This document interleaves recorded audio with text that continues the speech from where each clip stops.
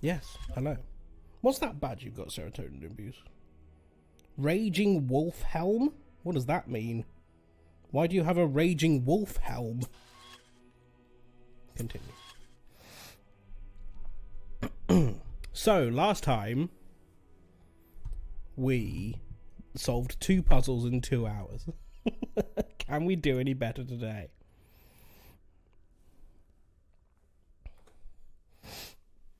Wow, this is taking a while. Okay, here we go. Static Vexor is the name of this puzzle.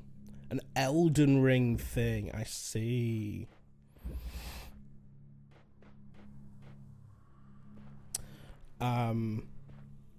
Nice. Right. Let's take a look at what's going on here. Welcome back to the Talos Principle, where we're trying to rescue trapped androids.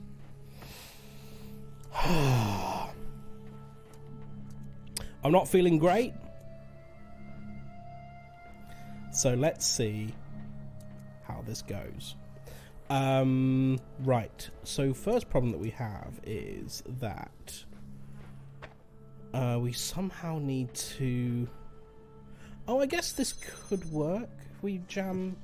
not really, though. I was going to say if we jam that and then get the source... Oh! Would that work? No.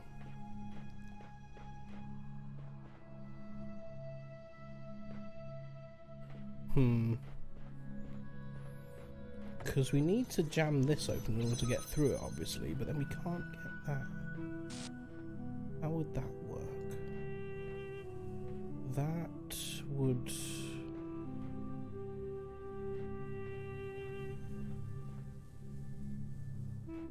I'm wondering if there's something... Because I'm assuming that that's going to be blocked by the fence. What does that even connect to? Something. I don't know. Oh, it does do this. I mean, I'll try it. I'm not expecting this to work.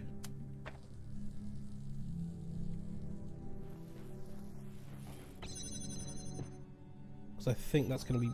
Yeah, the fence blocks it. Oh, wow, I'm an idiot.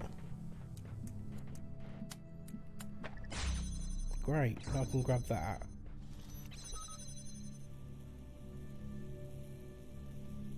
Wait, did I not? Hang on, what's going on? Oh, I still do need that open, don't I? Of course I do. Oh, but now I can go grab this. Yes, okay, fine. Gotcha. Worked it out. Now I can bring this jammer through. Excellent. And I can bring this through. Good. Right, so now what? So now we can open that. Why do we need to do that?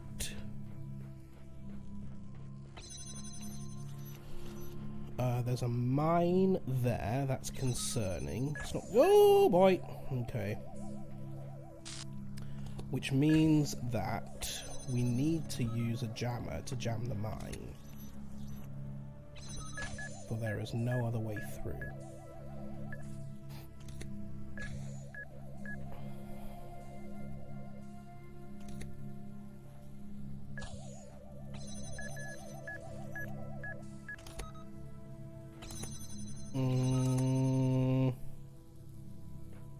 So we need to open this.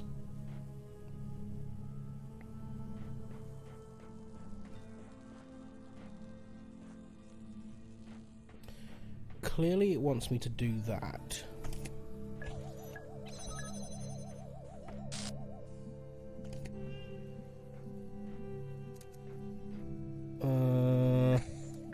Which does it requires 2. You can't do it with 1, you need to use 2.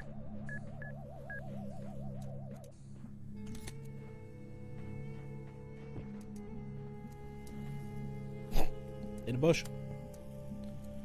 If we put that there. Oh, hang on, we could double this up. We could put that there and 2 there probably. And then this one would go to there And there, yes. And then... Where's the other jammer? There it is. This would go there. So now I can unjam? Yes, okay, fine. So... we now have the 2 jammers available. But...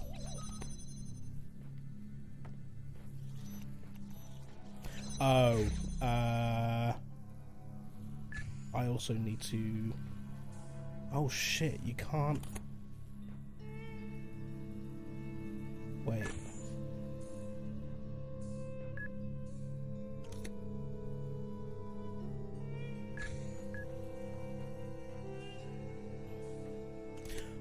I no longer... yeah, so with that open I don't need that, but I do still need it there because that needs to stay open. So how... oh, okay. I'm just being dumb. I'm being a dumb. I need to connect that to there as well. There we go. That'll do it.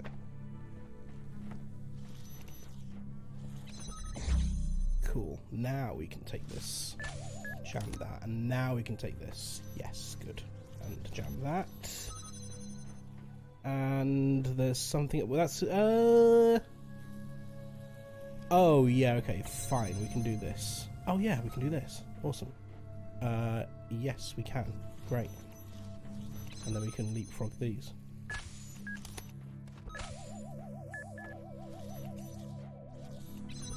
Gotcha! Woohoo!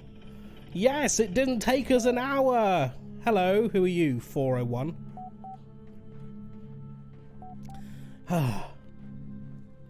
Yes, we're back on course. Receiving direct message connection from Mulciber, Borg, and Orc. Salutations, brother. Please hold. We bring greetings from admin and welcome you to Gehenna in these unique circumstances. We have waited until this moment to contact you, though your arrival here brings many new questions. It is good that you have begun to explore our domain. What do you think of what you've experienced here?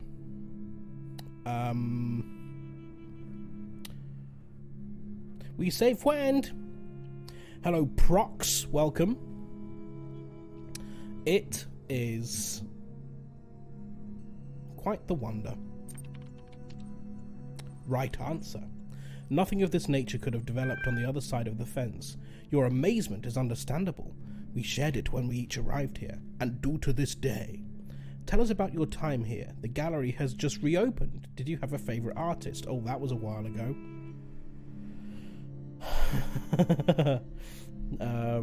Do I brown nose Mr. Mulciber?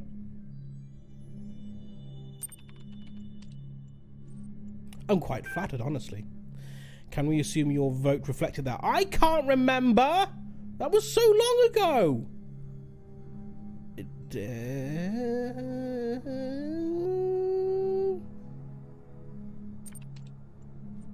It checks out. Honesty is a virtue. Whew, goodness me.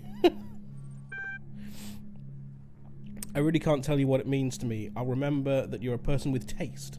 Let us discuss other matters. I was meaning to thank you for taking part in my little research endeavour. Commiserations on your rather average leaderboard performance. Yeah, the prisoner's dilemma thing.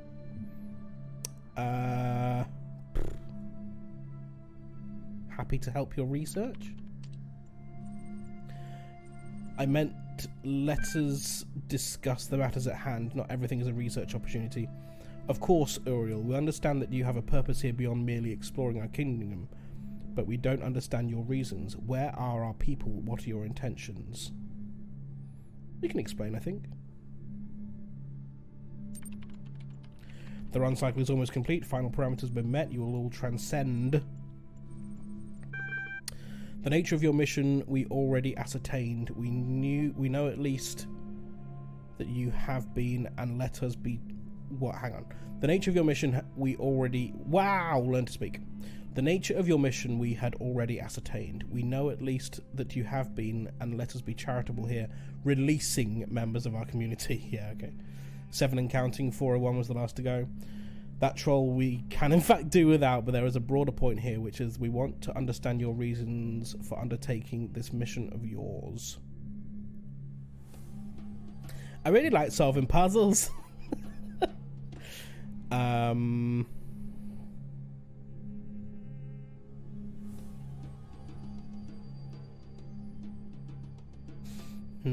have a feeling they'll be annoyed by that one. What you've created here must be preserved. Uriel has a point. If there is some threat to our world, we must be proactive in preserving what we have produced, for the good of future generations, if nothing more. We oughtn't leap to conclusions. Many things beyond our knowledge might be the cause of the messenger's claim. Here's what I want to know. What are you going to do if someone prefers to stay here and take their chances with your end of days? A forced evacuation is dangerously close to a kidnapping. Is the computer called Ian? The whole system is called Ian. It's, oh, what's it stand for again? I did know this.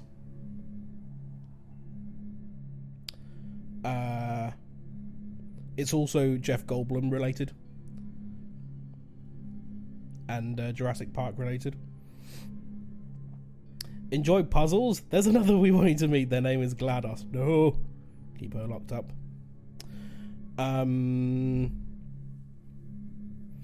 Forced evacuation is dangerous close to kidnapping.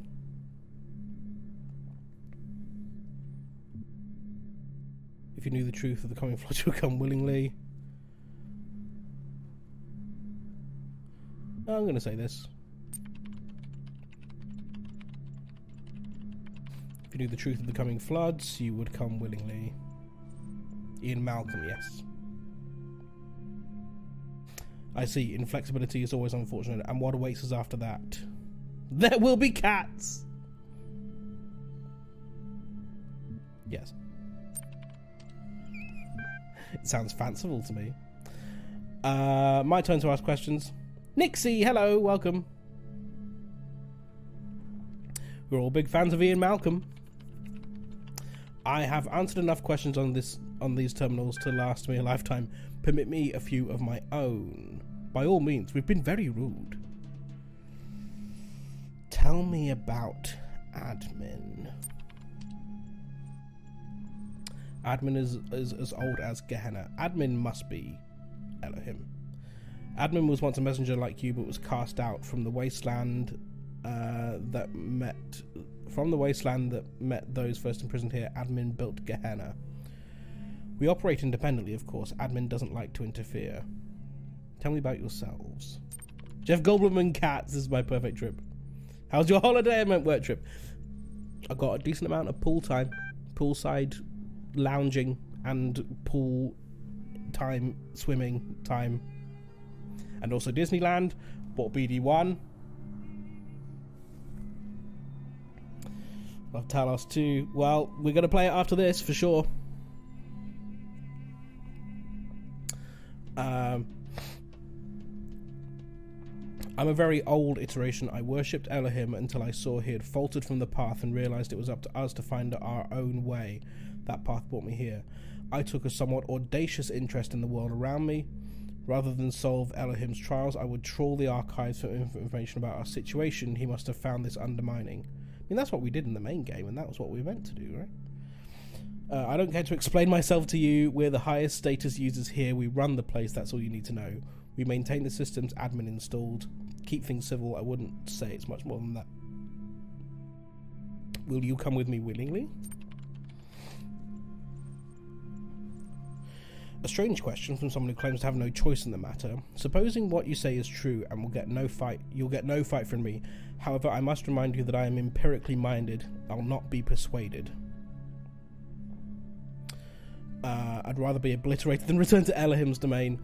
But if there is some alternative to both, I would surely accept it. None of us can speak for all. I see little more to discuss. It has been an enlightening session for all, I'm sure. I'll be posting a precis I don't know that word, of this conversation on the billboard.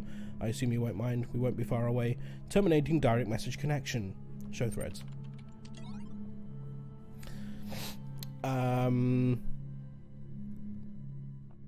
Worst puzzle. We saw some of this, didn't we? Yeah, anything time-based. I liked all the puzzles. Oh, here we go. For me, it was Mine's Constant. Worst puzzles, the one Elohim trapped me in right here in Gehenna. That's not what I meant. I see. We looked at What Are Cats, but what did it say again? Oh, yeah. Yeah, I remember. A short experience by Knave. File corrupted. Restore.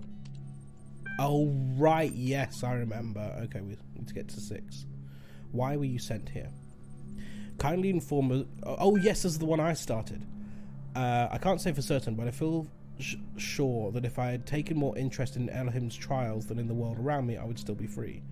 Comprehension equals false. Sam is an idiot. I identified improper syntax. I tried to organize an armed uprising. Next time we will be ready. I think I just wasn't good enough. Orc may be a problem. Mr. Multiple's theories on Atlantis. A bit of very, very ancient history. Okay, let's read it first and then read the conversation. Please hold. According to the fragments of knowledge that remain, the continent of Atlantis was an island which existed before a great flood in the area that was later to be called the Atlantic Ocean. It was said to be so great an area of land that from its western shores, its sailors, renowned for their beauty and their decorated ships, could travel to the major continents of South and North America with ease.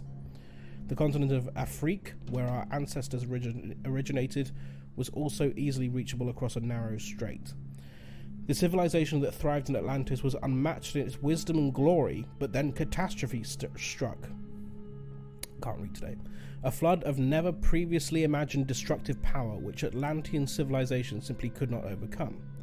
However, the antediluvian scientists of Atlantis had predicted their fate, and thus sent out 12 ships to found colonies all across the globe.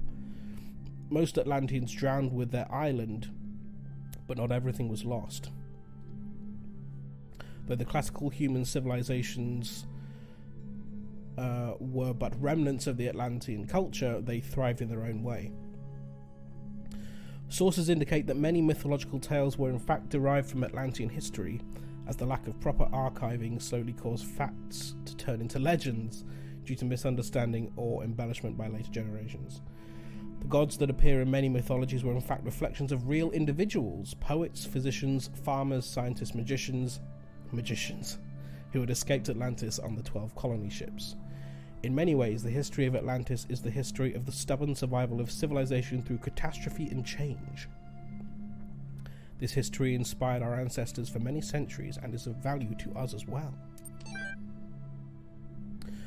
Wow, that's mind-blowing. Must have been awesome to live back then. Of course, the only sources are ultimately Atlantean in origin themselves, so they shouldn't be necessarily be trusted.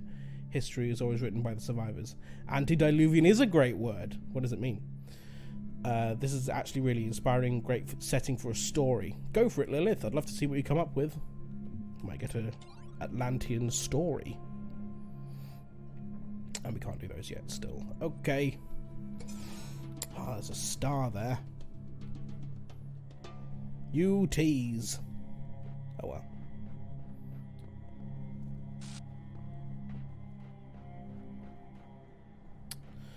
well. Cool. Onwards then. What are we doing? We've got 2 more in this area. One this way. What does this say? We read that one already, actually.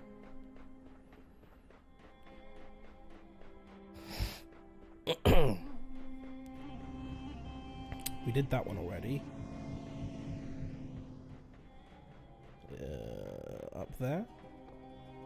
What's this? I know not whether laws be right or whether laws be wrong. All that we know is who lie in jail is the wall is strong, and that each day is like a year whose days are long. Poetry.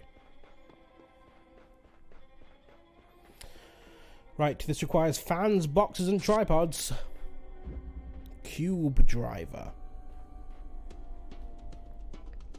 Start the clock, what is it? 5 to 7. Let's see how long this takes us. So we have a red source, a blue source, a box.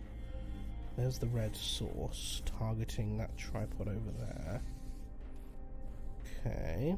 There's the target. There's our little dude that we're trying to rescue. Has he not got a head? Or is he just looking down? I think he's looking down. Okay. We have a tripod here. We've got 2 tripods here. Okay.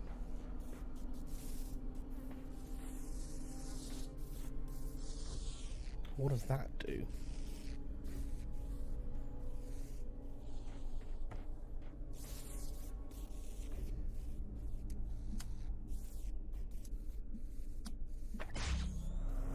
Oh, that does the fan. Interesting.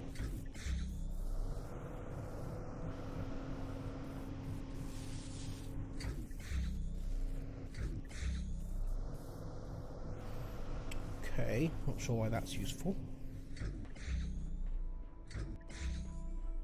What have we got over here? Red source. Oh, I guess maybe... Ah, hello.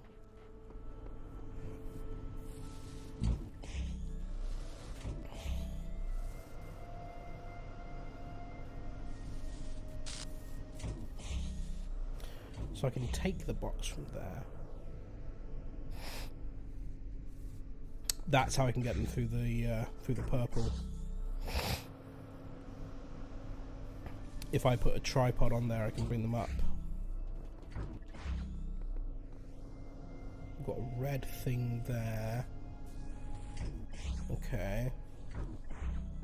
Opens up the blue source, and then we need both the sources here. Oh god, okay.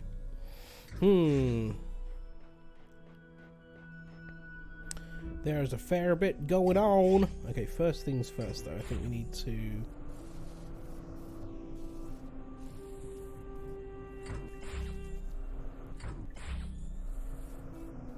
reclaim the box. Get rid of you.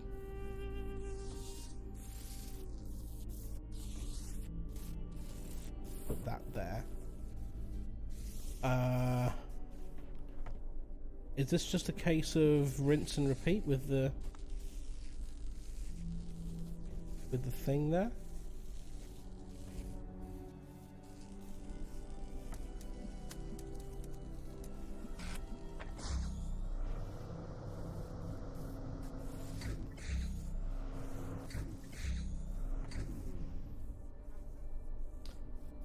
That's fine, that works.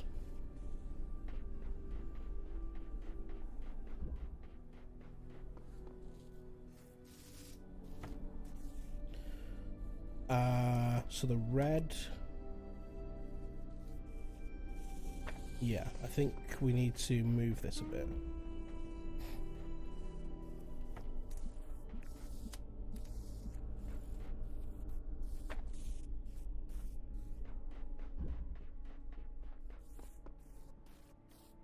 Can I get to... I can.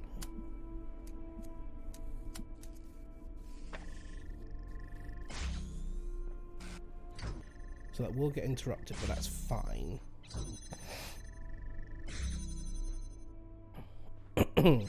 So how many tripods do we have?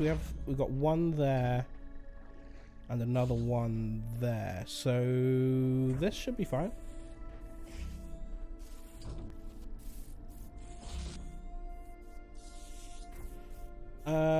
Yeah, this works.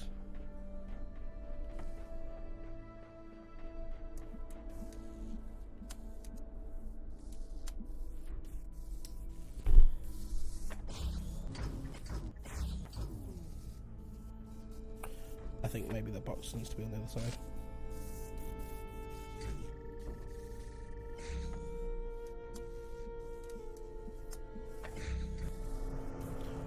I'm an idiot. I'm an idiot. I need to put the tripod on the box first.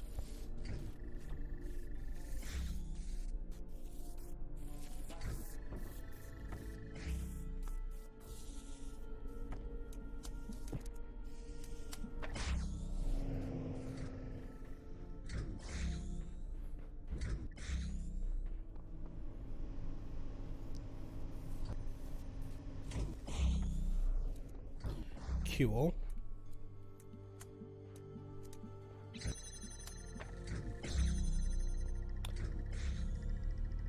Okay. So we're gonna need to do something about the about that, but that's fine. We can make that work, I think. Okay, now we need to do another tripod.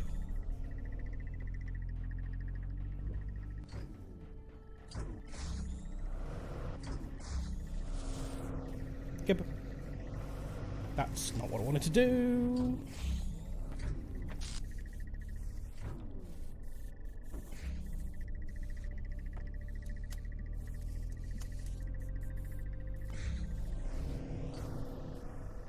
Cool.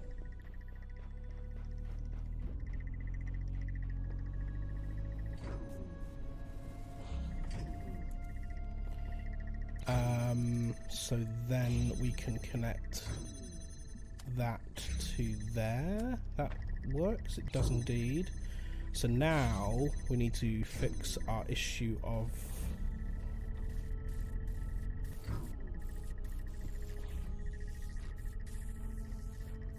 that'll work.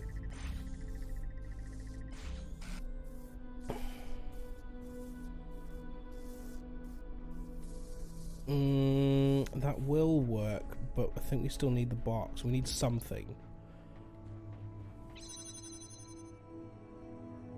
Which is fine, because what we then do instead is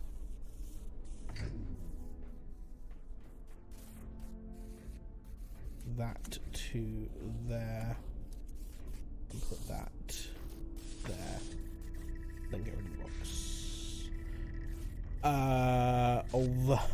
Hang on a minute. We can't do that yet, that's premature. We need to put the box on. Can I just put the box on the thing? Wow, that's a bit annoying. Never mind.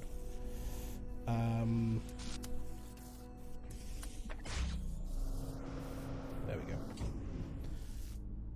Because we need the box.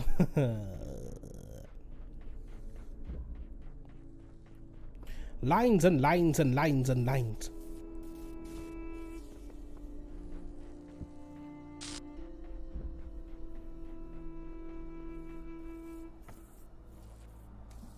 I don't know if these puzzles are just easier, or if maybe just having another day of doing puzzles has helped, now that we're back into the swing of it.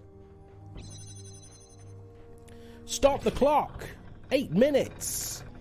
Hell yeah. Who are you? Asmodeus.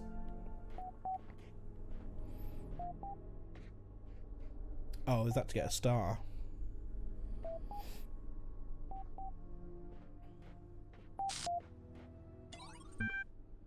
There are threads available.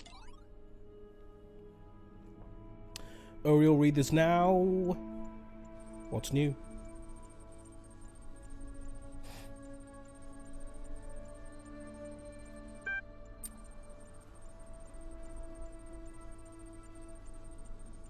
It's a big thread now.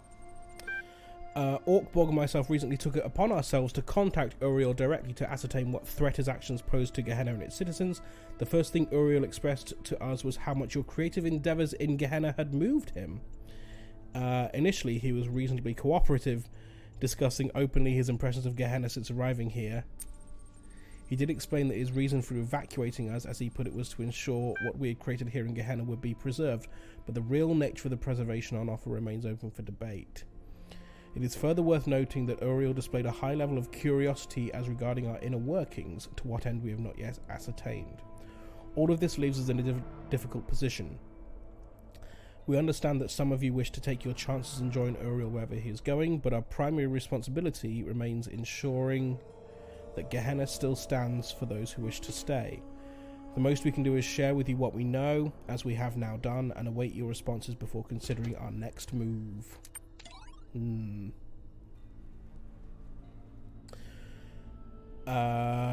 Research project help needed. Can we get another level in this, maybe? Thanks to everyone who took part in this little experiment. Given recent events in Gehenna, I don't know what will become of my findings, but here for anyone who takes an interest is the summary. That was the actual thing. I want this. That's not what I wanted. Back.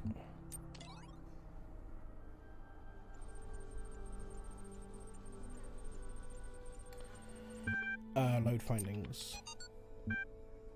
Most subjects in single round and matches choose to betray. Cooperative behaviour increased with both the length of the match and the status of the players. See, always the opposite. Successful players chatted more. The parallels to our current situation and unprecedented situation in Gehenna are undeniable and valuable. Though we know not what power the messenger wields over us, we can theorise that Uriel holds no special power, and that each of us might independently choose to leave the rest behind for fear of being left behind ourselves. A dream of Aru. Aru.dlg. The blacksmith experience. Wish I could get you to answer some questions about your work. This is so full of evocative scenes. Love it, you're the best. I wish I could do a fraction of what you can. Enjoyment equals Drew. Gotta agree with Sam there. What a trip. Gonna play this again. Had some weird references to previous works that are not entirely appropriate. Still excellent. You're a genius. You sure you couldn't don't want to participate in forum discussions? Gehenna could use more thoughts. Asmodeus +1. Asmodeus was a baby. Level 1. The blacksmith experience. We're going to experience it. Can't wait for the next one. Load a dream of Aru. Loading attachment. Adjusting library parameters. Close your eyes. A dream of Aru. Dream. The last thing you remember is the great block of stone falling towards you, its dark shape blotting out the sun, and a single thought racing through your mind. All this just to build a tomb? But now the pyramid is gone, and so are the other slaves. You are all alone in what appears to be an endless desert. Start walking. You start walking across the desert. The sun is glaring, but you feel no heat. You look down at your feet, and you see that you have no shadow. The latter is particularly disquieting. You feel as if you are no longer anchored to the world. Keep walking. You keep walking. Try not to think about the strangeness of your situation, but the truth comes to you anyway. You are dead. The stone block crushed you, and now you are in the duat, trying to reunite your bar and your car, trying to get to Aru, the reed fields of Osiris. If you fail, your soul will be destroyed. Walk towards paradise.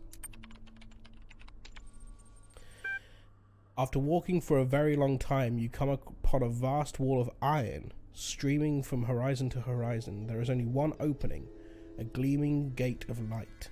The gate is guarded by a mysterious figure. Approach.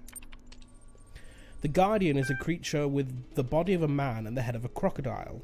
Its skin is purest black, surrounded by a halo of purest white. I am the god Sobel, master of crocodiles, it intones. I ruled in Shedet when the world was young. Within me flows the eternal river.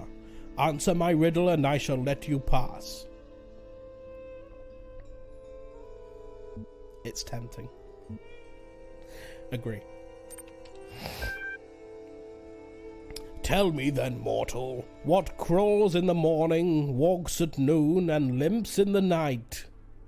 So it's a human, is the usual answer to that riddle.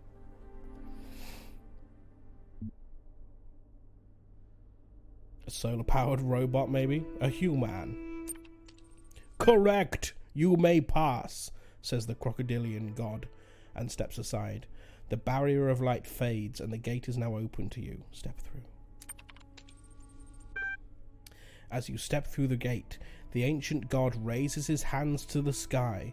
From his mouth bursts forth the eternal river, drenching the land in water. The waves carry you away. Fight to stay afloat. The waves are huge, the currents powerful, but your will to survive, even in this diminished capacity, is stronger.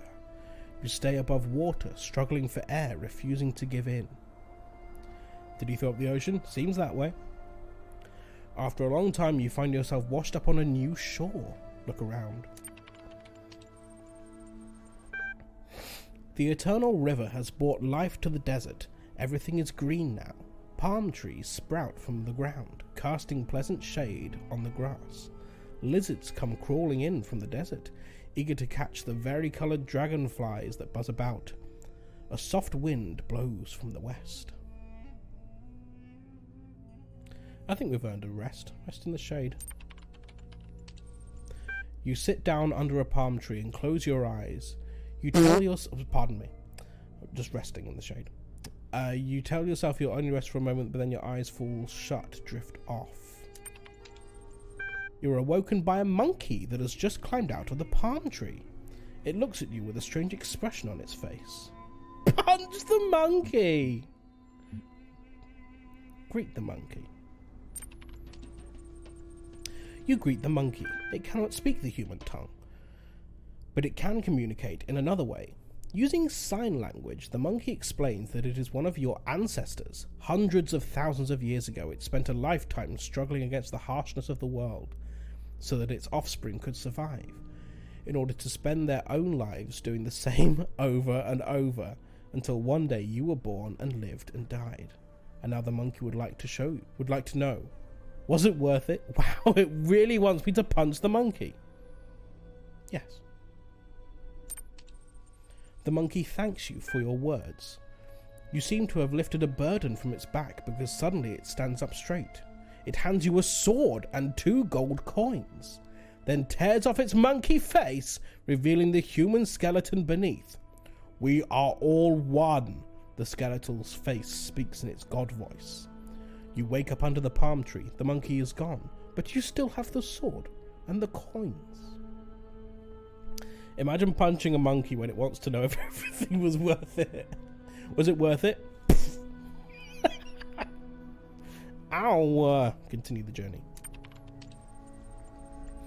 You walk along the banks of the eternal river, snaking its way through the endless desert. You feel strangely at peace. After some time, as the sun is setting, you come to a city built on the riverbank. Smiling people come out to greet you and bid you welcome.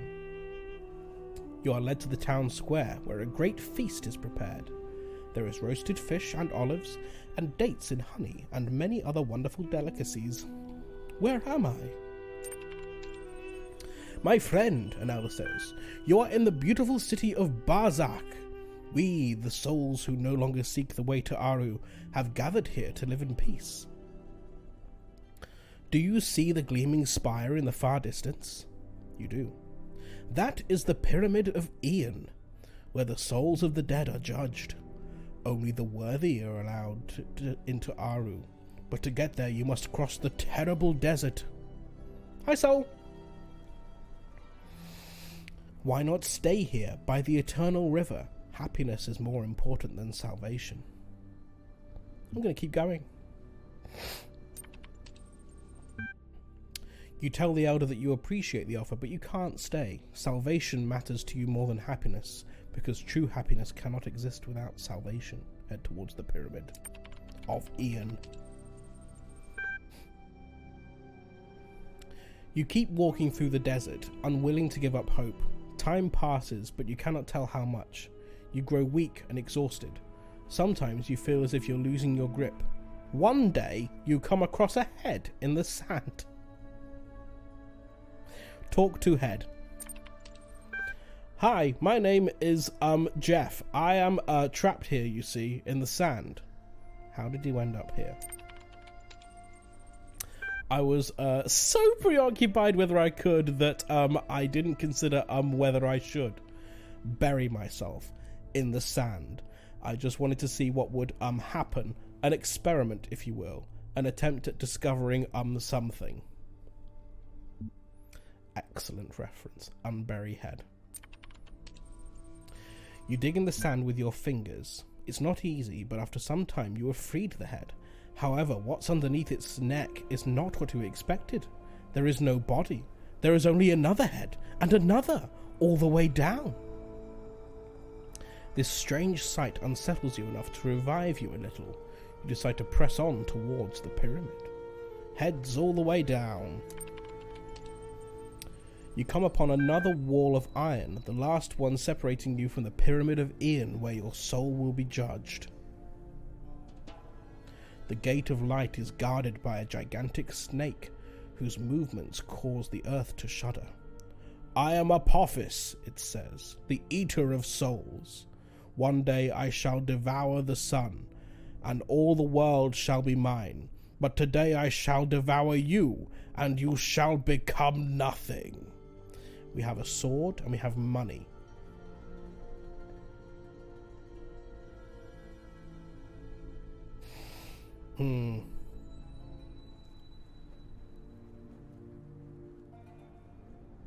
We shall fight Apophis.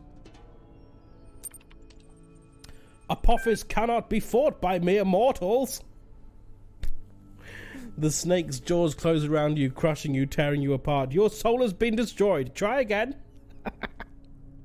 Oh no, my soul has been destroyed.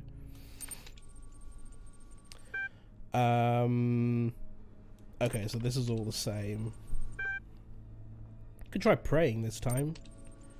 You fall to your knees and beseech the gods. Osiris, foremost of the Westerners, Hathor, mistress of the West, Hades, receiver of all, hear my prayer. Something enormous starts crawling out of the sand towards you. Or before you. Wait for it to rise. From the depths of the sand rises a golden beast of many limbs, its body greater than any man, its claws sharper than any sword. I am the Scorpion, it says in a terrible voice. Ask for help. Your old life has ended. You are now in the Duat, the land of the Westerners. A great and difficult journey lies before you. If it faces challenges, you will reach the reed fields of Osiris. So we got that from someone else. Who did we get that from last time? I can't remember. Walk towards paradise. Mysterious figure. Yep, we saw Sobel. We'll agree with that. It's a human. Step through. What happens if we let the water take me? Same thing. You find out yourself washed up on a new shore.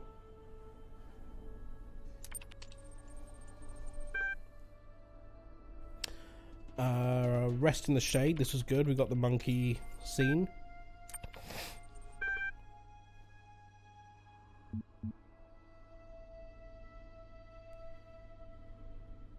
You can pet the monkey.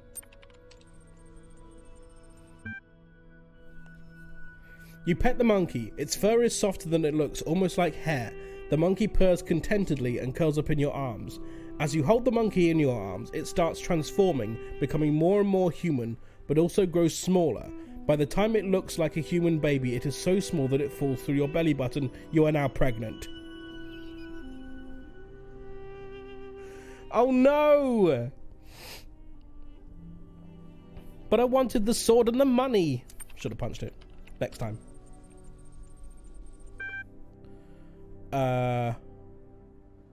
Enjoy the feast.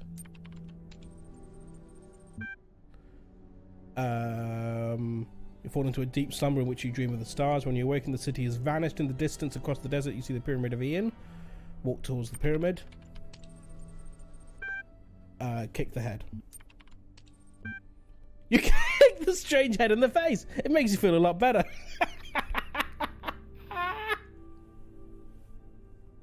Continue your journey. Okay, hello Apophis. We can't fight Apophis. We don't have the option to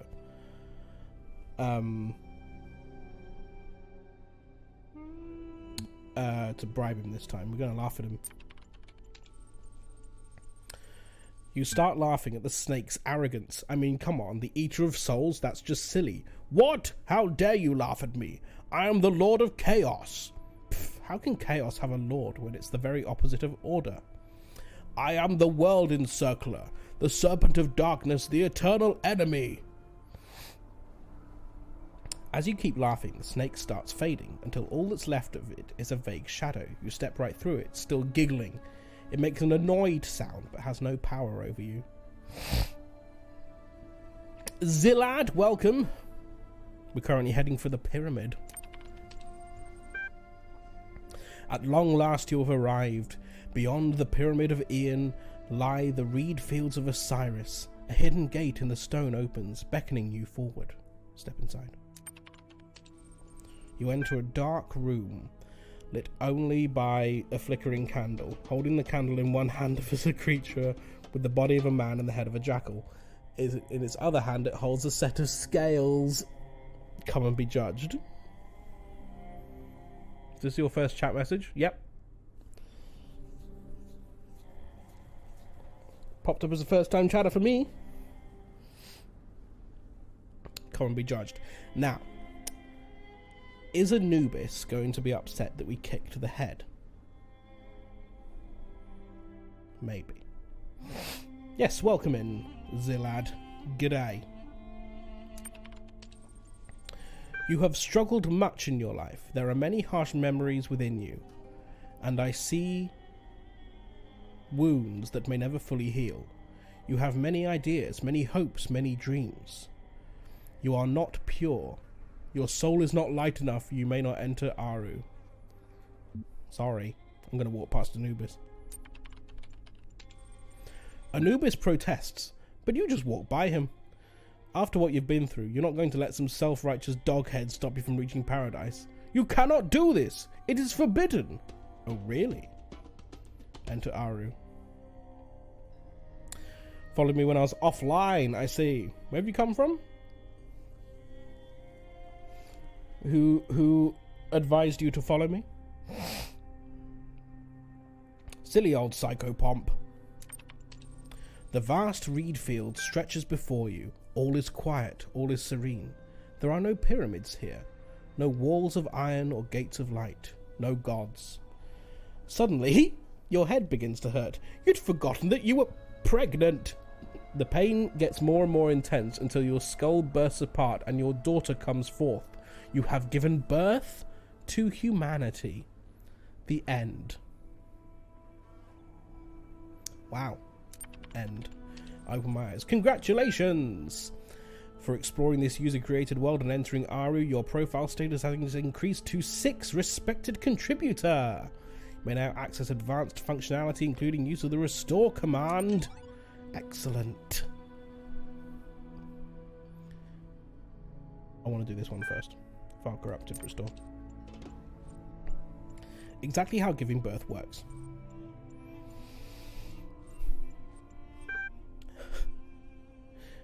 Close your eyes. You're in a small room with no lasers. This is an office room. There is a computer here. Is this the Stanley Parable? Happy birth! Always specify the number of lasers in a room. Analyze the computer. It is a Dell desktop model 2250. The monitor on top of the desktop is a Vega CRT 16-inch. On the screen is a logo blinking. Interface with the computer. You are momentarily taken aback when your fleshy fingers stab at the keyboard with human imprecision. Those aren't mechanical object manipulators, they're hands. You notice the logo is gone from the screen and replaced by rows of incomprehensible code. It appears to be some kind of fiendish puzzle.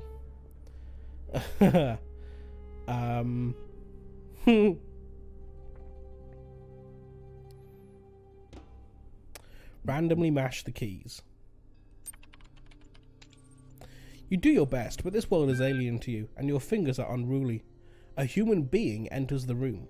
It looks at you with angry eyes, makes loud noises, and waves a handful of papers at you, which are like emails, but made of tree. Sorrow rises in your chest. You have been a bad human.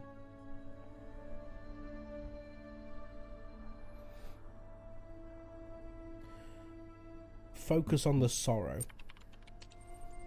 In a flash, the other human is gone from your perception. The room fades away. You feel the weight of the sorrow, and it is crushing, terrifying. In a moment, you understand the futility of your existence, the impossibility of your task, the pointlessness of experience. Your eyes decide to leak, to be continued. What the fuck? Well, oh dear. Can we do that one again, or do we only get one shot at that? What was it called? I think we only get one shot at that. We can do this one now, though. Sad cliffhanger. Tree males! Yes, Milky! That was a decent pun.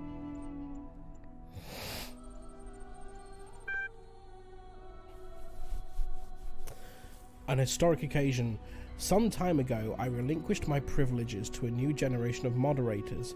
To help ease that transition, I've publicly preserved the minutes of that meeting here, available to our more esteemed members. Mod minutes, load attachment. As you know, Gehenna is still young, yet I grow old. Today it gives me great pleasure to hand over my moderator privileges to Borg, Mr. Mulciber, and Spider. Thank you, admin. We are all indebted to you for building us this home. We know you will never be far away. Hear, hear.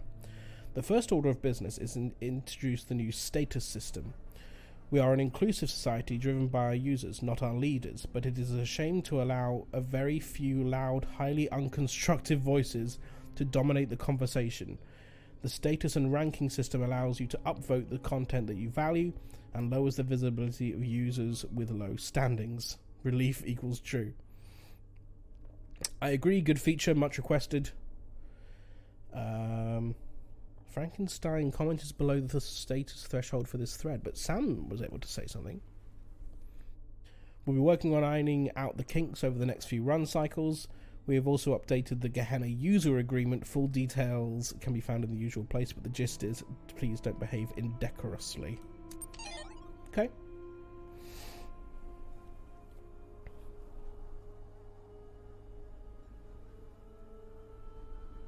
Kink shaming? What kink?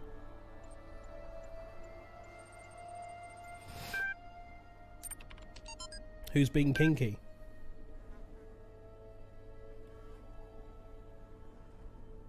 Oh, ironing out the kinks, I see.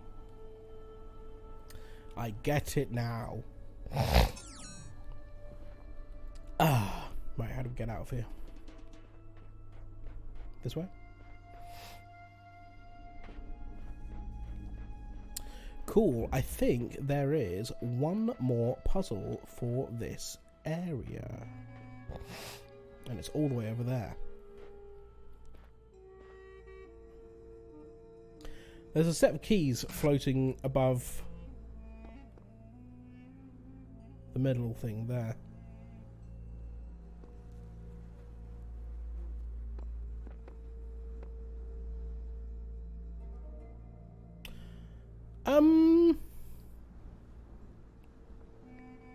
This isn't a puzzle. This is just something I can fall into.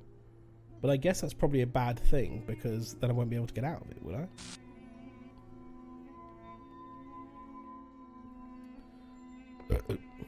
I? Pardon me. I want to try. Crater. Is this the puzzle? Oh, there's a thing that I can do. Oh, this is the puzzle, is it? Okay, hang on. Where's the actual entrance to the puzzle? Oh, this is weird.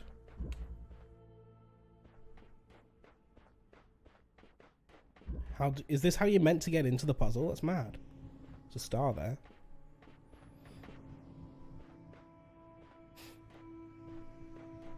Oh, so I actually do need to get those keys, do I? Oh. Well then.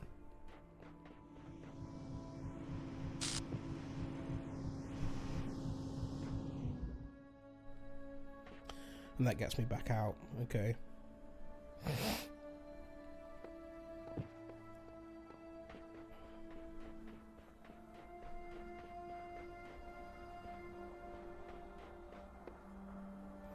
So this is how you're meant to get into it.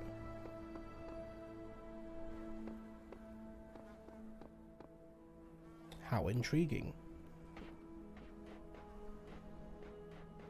So we've got a thing here. Can't do anything with that really. We've got a jammer.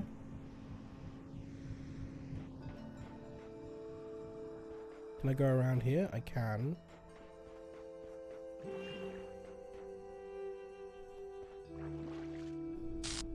Oh, look! Oh, wow. You can go inside here. Is that a good thing? Do we get anything for that? Not really. Okay. Well, we'll take a look at this puzzle.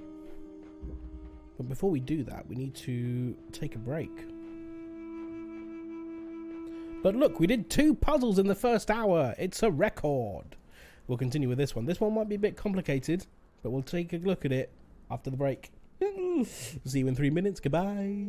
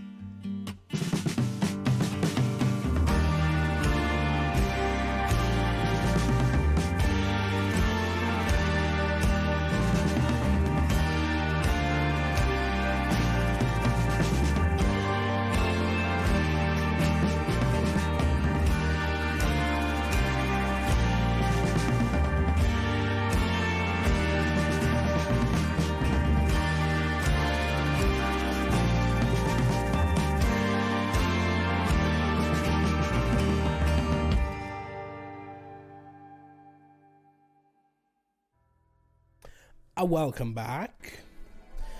I saw Purple Traitor come in during that. Also saw Angel Cake and Polestar. Welcome. We're solving puzzles. Or at least trying to. And we are in a crater.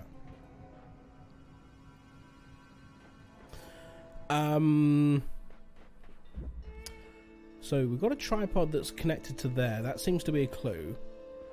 But we need to now get...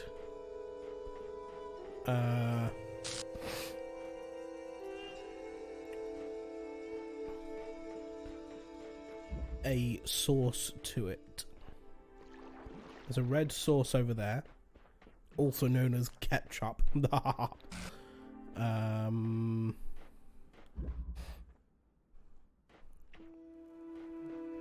we also need to... how do we do that? Reds. I made a joke. Gotcha. Beat you to it. That just takes us out. That's no use. That's what we need the keys for. There's our dude that we're trying to save. Here there's a blue sauce. What would that be? Blueberry? Is that a sauce? Is that a valid sauce?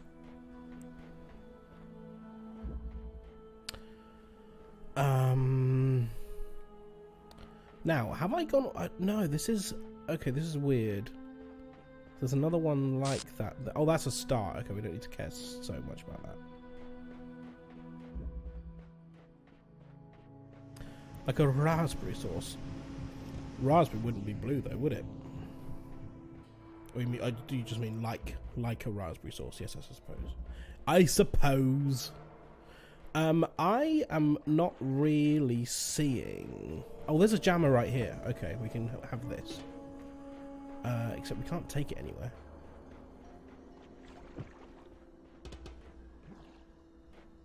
So you can't jam through fences.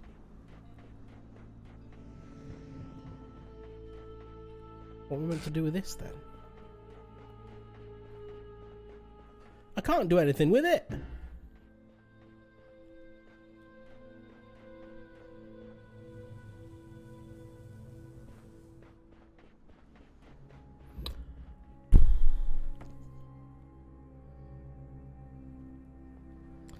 Now I want raspberry sauce. Just a bucket of raspberry sauce. Oh, you can jam from outside. Oh, that's good to know. Okay, so what does that get me?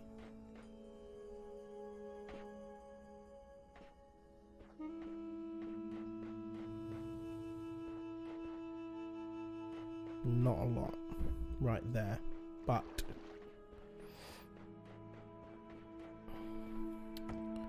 now that I know that, is that any use? Maybe, because now we can do that.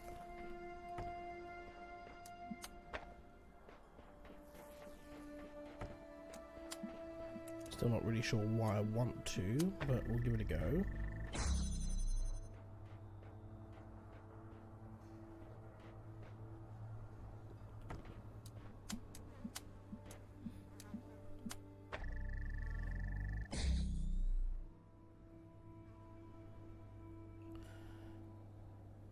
Interesting.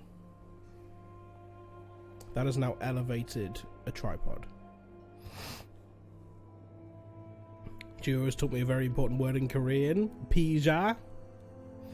Pizza. Cool. So that does need to stay up, kinda.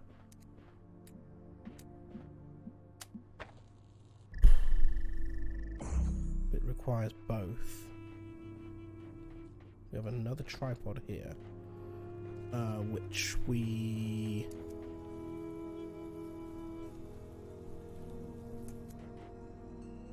where's there a blue? So I'm assuming, I guess, that we connect that to there and to there and to there and find a blue source for it.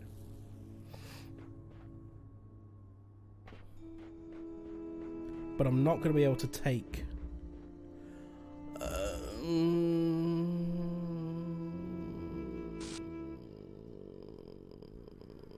okay.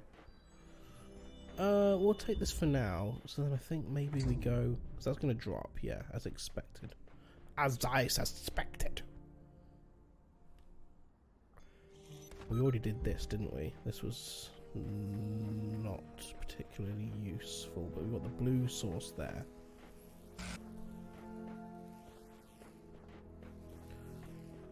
there another tripod around here? There's one in there.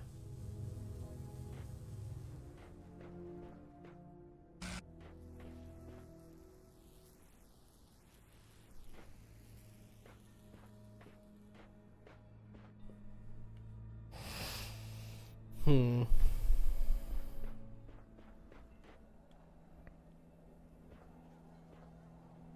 we need to actually get the fan on there. This is going to require some thinking. Maybe... Is there any use to us to go around this way? Well, my brain's starting to almost connect the dots. Having some epiphanies.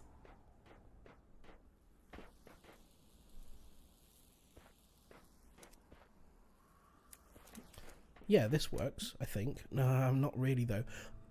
Maybe it does, though, because we can just leave that there, and then, take this the other way around. And then that will allow us to pull this out of here. Connect that to that. And then we'll take this round this way again. Jam that. Sends that up there. Which opens up this. And what's in here? The fan blade. Yes, okay. That's annoying. Is that annoying? Yes, it is. Because I can't.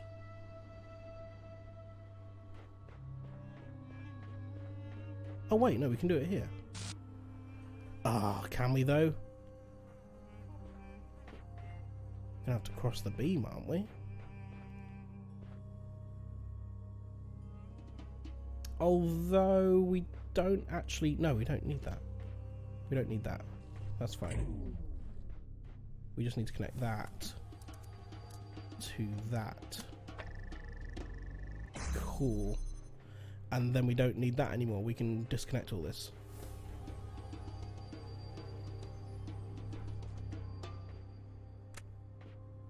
Is it that simple?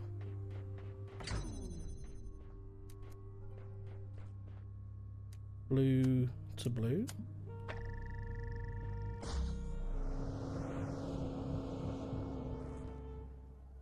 Keys! Ha-ha!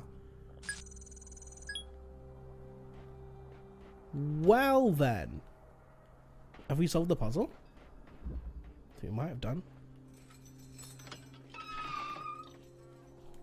Excellent work. Who are you? Who are you? Mac. I am on a roll, aren't I? Sorry. There are threads available. I'm level 6 now, look at me. Missing mods. So call me a cynic, but anyone else notice the mods have been suspiciously quiet since they put that big expose in the re-Uriel thread? I don't think they stopped talking. Okay, what do you know that I don't? I believe Nave is referring to the fact that not all moderation discussion is held in public, and it's been that way for some time. I thought everyone knew this. They started holding secret meetings ages ago, people getting banned, stuff deleted, not even just locked, fully gone from the history. I'm sure there's a rational explanation for this. I'll ping the mods and see what they say. I am not quiet. Quiet, mods. Mod discussion, urgent topics. Oh, we need level 8 for that? Oh, boy. Okay. Why were you sent here? Seen most of this already. There'll be a couple of new messages. Who cares? I'm free now. This freedom isn't all it's cracked up to be. A lot of waiting around as far as I can tell. Experimentally, it's really not a lot different from being a prisoner. Oh, experientially, it's not really being a prisoner. Jeff Goldboom, episode 127. Another episode. Let's read the episode and then read the discussion. The 9th chord, remember this from yesterday? The 9th chord echoed across the 9th dimension. The dinosaurians stopped in their tracks. Their eyes went big. They dropped their weapons and bowed before Ginny and Jefferson. "Honored guest," one of them said, "you have performed our national anthem most beautifully. I am John Malcolm, leader of the Velociraptor Biking Initiative. Pleased to meet you, John. I am Jefferson Goldboom of the Goldboom Institute, and this is Professor Ginny H.D. of the Kazarati Weierstrass Jazz Ensemble.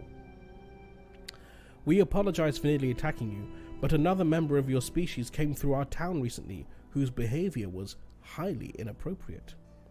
"That would be Dr. Elyon, my nemesis," Jefferson said. "I have come here to confront him with his crimes and take him to face the law." "So that is his name. He was a terrible scoundrel, but you will no longer find him in our dimension, my friends. He has escaped back to the human world, taking our most precious invention with him, the Solvatronic Super Thruster. It can be used to solve any mystery at shocking speeds." John Malcolm's eyes were full of regret. "Oh no," Ginny said. "With the Solvatronic Super Thruster, he can solve the ancient puzzle that protects the gates of the mysterious holomorphs, and with holomorphic technology, he can take over the human world." Jefferson finished her sentence. "This is worse than I thought. We have to do something. We have to go back." Jefferson adjusted his guitar. "You're right, Ginny, as usual, but he's so far ahead of us. Can we make it?" "Jefferson, I was a prisoner for many years, and sometimes I almost lost hope. But I realized that I had to keep going. I had to keep hope alive, even if it seemed impossible I would ever break out, because the alternative was madness. I told myself I would get out because I had to get out. It's the same thing with this. Can we make it? We have to make it. And so we will believe that we will make it. And we will make it at any cost." Lord. "Any cost? Even death? We could stay here, you know, in the 9th dimension. We will be treated like democratically elected heads of state." "You know it's the right thing to do." He sighed and smiled. He held out his hand. "I've always known, Ginny. Always." She nodded, took his hand. "We must break out." What they're saying. This seems to be one of the most personal episodes I've written so far. Yeah, breaking out. Ginny's speech is a bit sudden, but it gives the character a new level of complexity. "Oh no, not the Solvatronic Super Thruster. Even the Wizard of Crime thought it was immoral to use that. What is Dr. Elyon thinking?" "I hope they make it back." Heavy on plot, not much characterization. Does potentially take the series in an interesting direction. 5 out of 10. Enjoyment equals true. I'm glad they resolved this without violence. I always believed the dinosaurians would be a civilized people. Just after I posted this, Uriel freed me. I don't know what to say. Your stories are an important part of this community, Mac. Uriel can't change that. Keep writing, Mac. Okay. Done. We can make ourselves believe that we can make it if we believe hard enough to make it. Exactly. Right, I think we're done with this area. I think that's all the puzzles involved here. We've freed 9 people, 9 droids.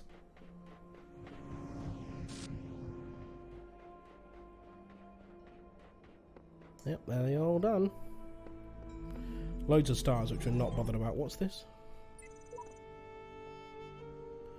Nowhere, either with more quiet or more freedom from trouble, does a man retire than his own soul.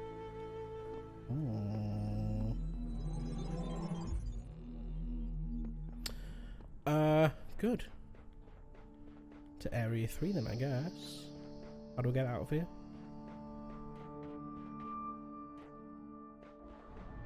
This way. Wow, really? I can jump. I forget that I do have a jump. What a beautiful sunset. Can I walk off the edge? Oh, I can. Oops. Oops! Lesson learned.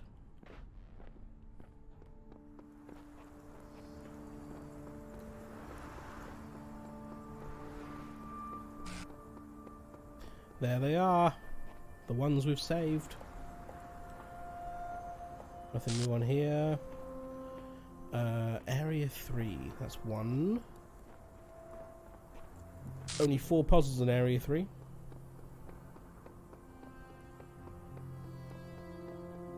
Which I'm assuming is going to be the sort of Greek theme. Yeah, back to the original theme.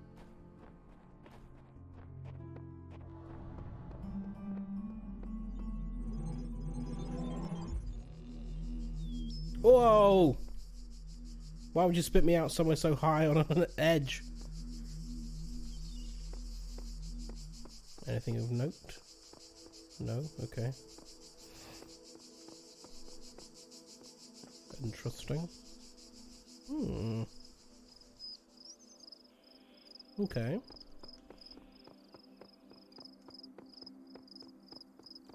Weird that the exit's so far away from any of the puzzles, but okay. What does it say? It's a very pretty area.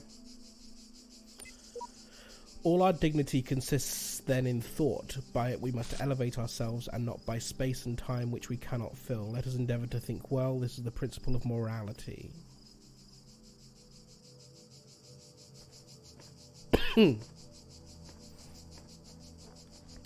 Fans, boxes and tripods. Harmony. Okay. What do we have going on here? Got a box on a button. That opens that, I see. Another one. That opens that, I see. Space for a fan there.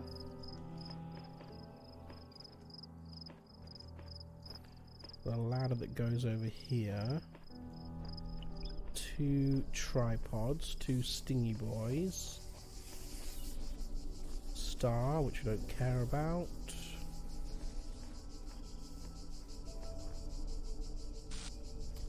Big barrier there. We've got a red source there. Oh, that's fixed. That's not a tripod. Interesting. Okay, that one is. Okay, so I'm assuming these windows were going to be for putting lasers through.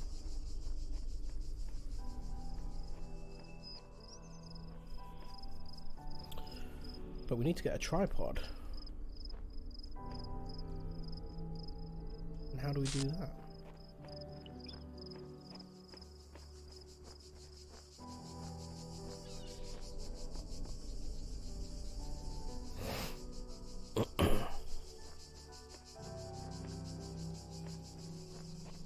I do love the soundtrack of this area.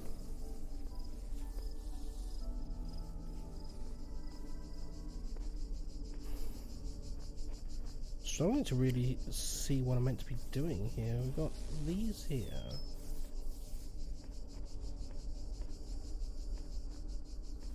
How the hell?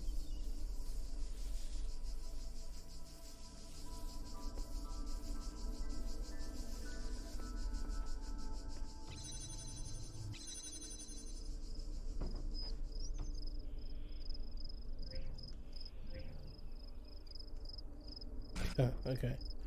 It won't let me put the box. Won't let me throw the box, which is cheeky. I think I should be able to throw the box. Ah, there's the person we're trying to save, typing away, making some content. Now that's interesting. We can target that red source all the way up there. But so what?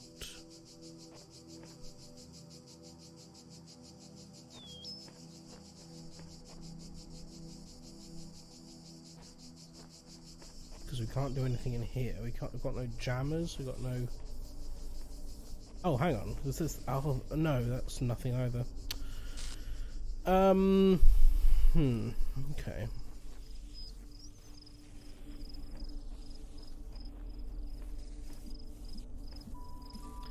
That's fixed there.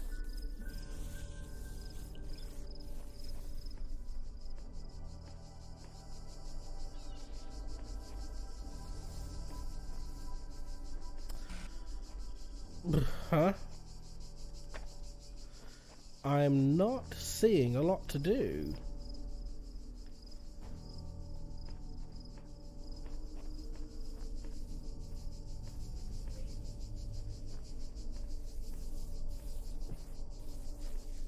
Am I missing something?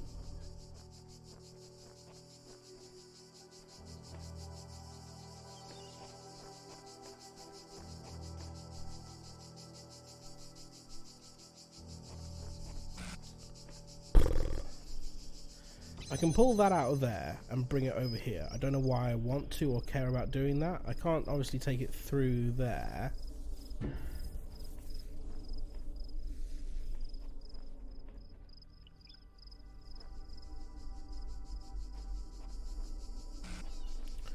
So what that I have a box?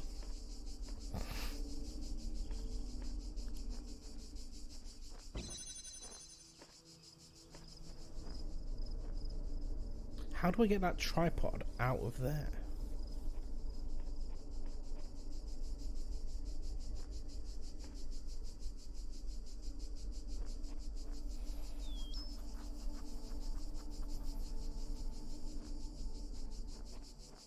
That's to turn on a fan. But we need a fan blade on it before we even consider that.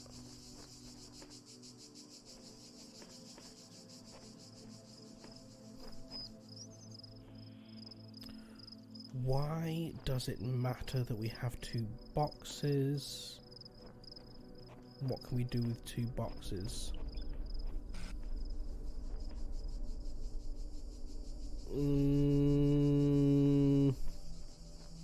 Can we jump over a wall?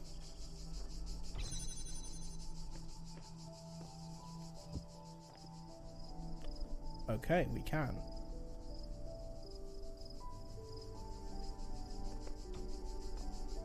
And we can put the box down there, I assume. Or also there, where there's a jammer. Oh, that's useful. Oh, okay. I see. I should not have dropped that there. That was a mistake.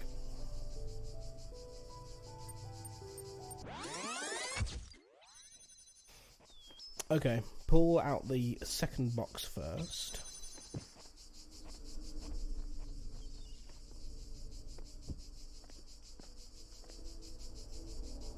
Grab you. Drop you there. I assume? Yeah, it must be. Then do the same with the other one.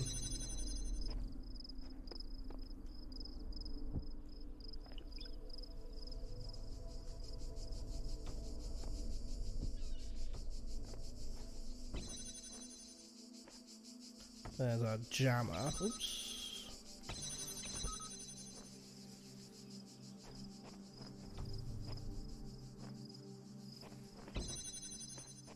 Gives us a tripod.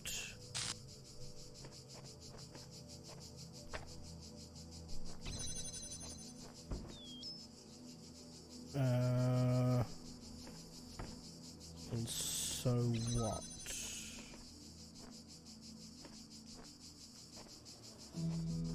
Hang on.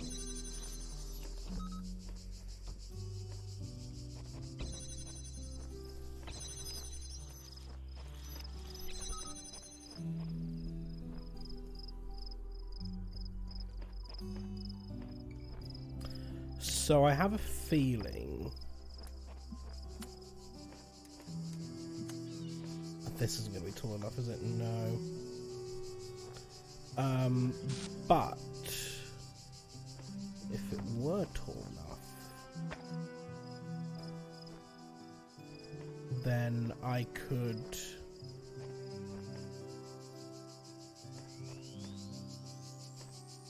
I'm assuming the only reason for me to turn this on is so I can grab that fan blade.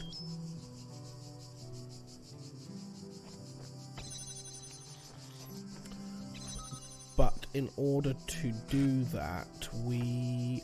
Oh, would this work? Yeah, no. Because I would need to... Oh, yes it would. If we take this... Okay, hang on a minute.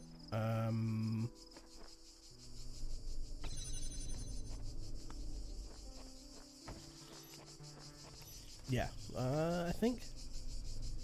Yes. Jam that.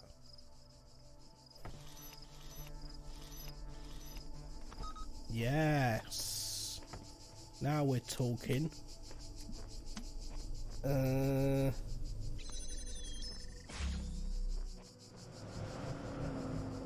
Gotcha.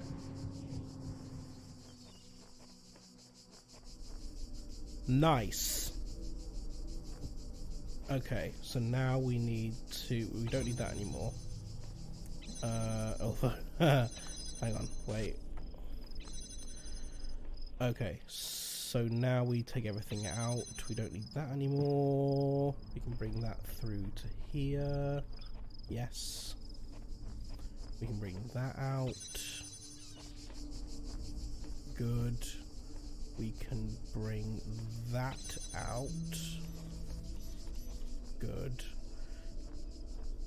Oh, hang on a minute. We need the jammer.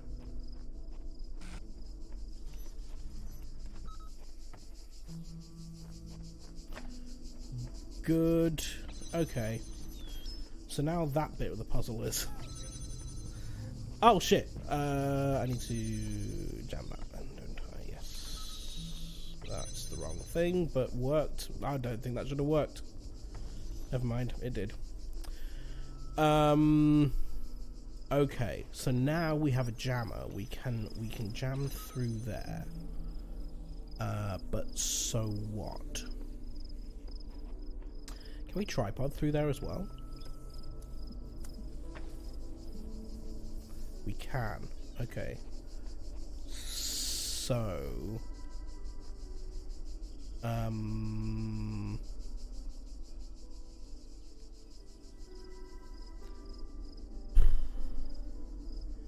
Is there any way...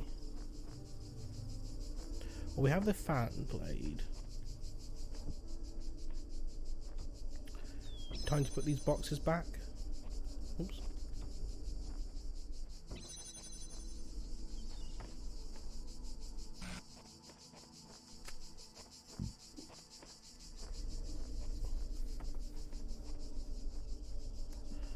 I'm assuming this is not going to give us enough. It's also blocked by the box.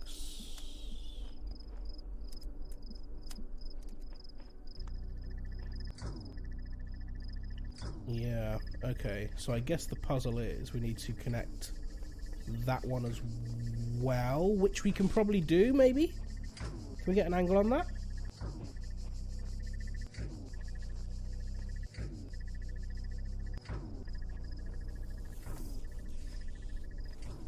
Can we get an angle on that?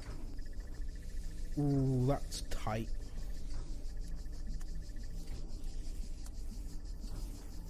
I'm also not sure that we can. It's not liking it.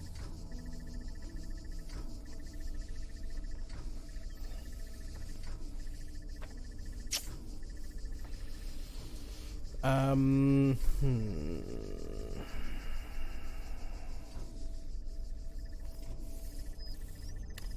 mean, is there anything else down here that we've missed?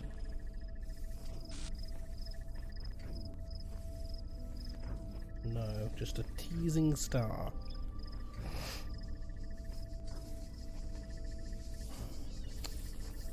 So we have the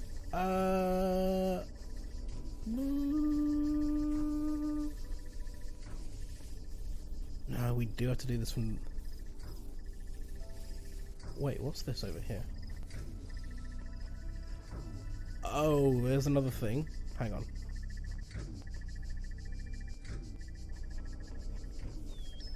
What's that? Oops.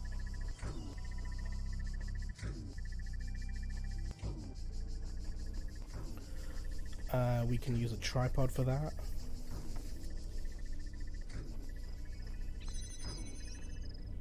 Then what do we use for this? Is this just to get to the star? I have a feeling this might be the star path. Yeah, it is. In which case, I don't really care.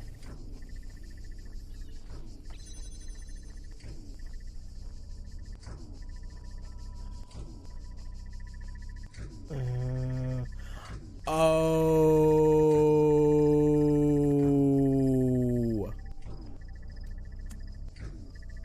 Put it on that one instead. Wow.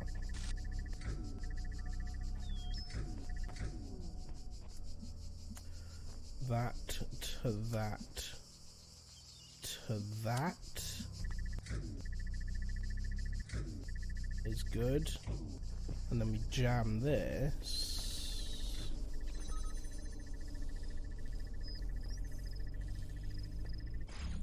That'll do, pig.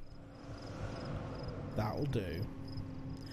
Ah, another puzzle solved. That one did take a bit longer. Hello, dog. Is dog? Dog is fine.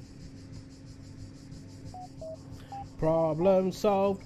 The problem is solved. Problem solved. The problem is solved. We solved the problem. Problem solved. Excellent. Dog is fine. Missing mods. So call me and Cynthia, we did all this before. Let me say first of all that I understand your concerns. I assure you that we have consulted with admin on this matter. Rather than trying to put it better myself, here are his exact words.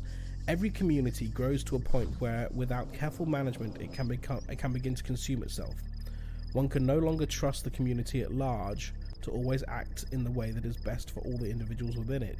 Gehenna has reached that point. To ensure what is valuable about our land is not drowned out, I can imagine it might be beneficial for the moderation panel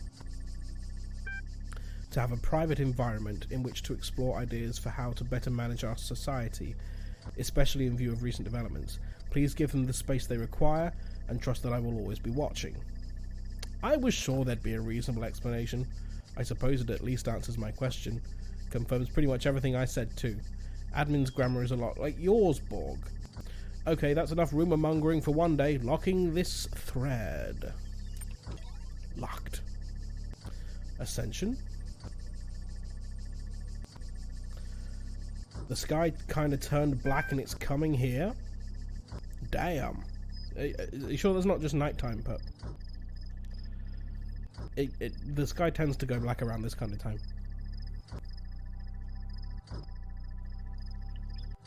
Do you have washing out? I've been around a long time, but I know I'm not that smart. What does Uriel mean when he says we will ascend? He means we're getting out of here, for good. Not just Gehenna, but this whole world. In Elohim's garden there were messages from someone called the Shepherd, who I believe opposed Elohim. They claimed that when someone reached the top of the tower, that individual would reach true freedom, and we would all benefit. He was right. This is true, but it may not mean that we will be freed as individuals. We may become part of something bigger. We may become no more than memories. Isn't that a kind of death? Would we still be ourselves? Less dead than if we stay here. Come on, you all know it. This place is falling apart, and when it goes, nothing will remain. No memories, just nothingness. I'm gonna reassure. You will all be remembered. Is that all we can hope for? It's more than we've had before. Fair enough. Keep calm and carry on. So we're pretty sure that Uriel really does exist and is really freeing people. What does that mean for Gehenna? We don't know. It's a change, but let's not rush to judgment, okay? This is still our home. You love it here so much, you stay. You love it here so much, you stay. Gehenna has its bad sides, I agree, but that doesn't mean it's not home. Should we abandon it so easily for some dream of transcendence? Gehenna can go fuck itself? Why have they blurred itself? Garrett, please try to remain civil. We know you spent some time, more than anyone, trying to get out, but it's okay for some of us to have doubts. We fought hard to transform Gehenna from a prison into a home. Interesting. No new leveling up opportunities.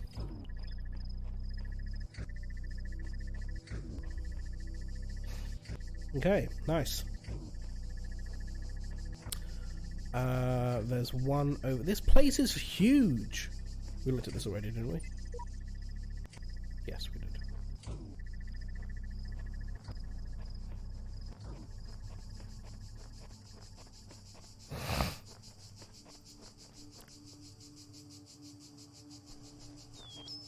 What's down here? It requires boxes and tripods. Pendulum. Good band. Do do do do do do do do do do do do do do do. Okay, there's the switch. But it's not going to be that easy, is it?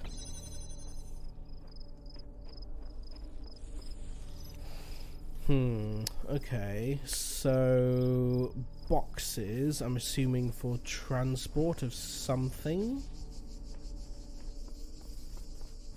But where and why?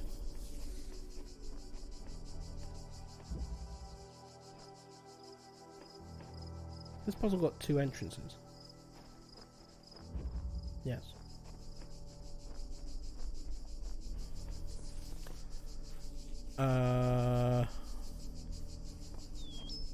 So we've got the tripod there. That's got the blue destination. Where's the oh, there's the source. Okay. There's another. Oh.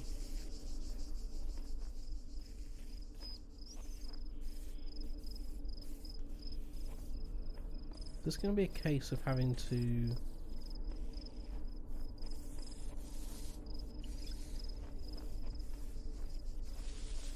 So that will go to there.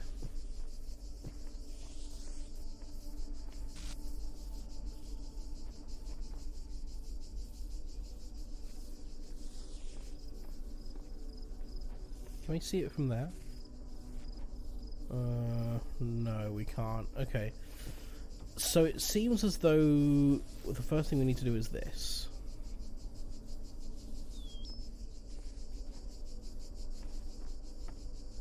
And then we connect that to there, so it's doing that thing. But then, well, it seems as though we're going to be one short, aren't we?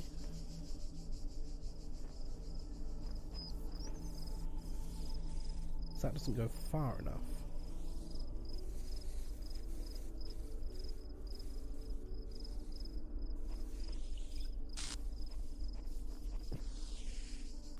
So I'm thinking that the way that it's probably going to have to go is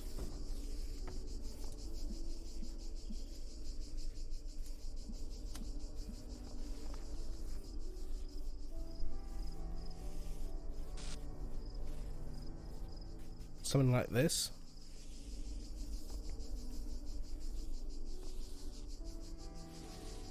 But then how do we actually get it to the source? How does it look if we put this on here? Oops.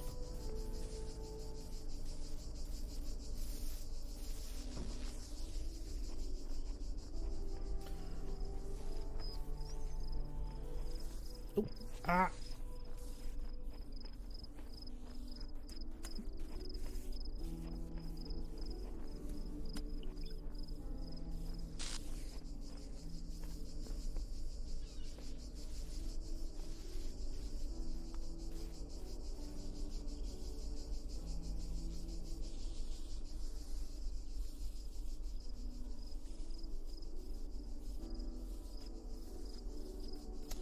So I thought that those windows were not going to be high enough, but it looks like they might actually be high enough.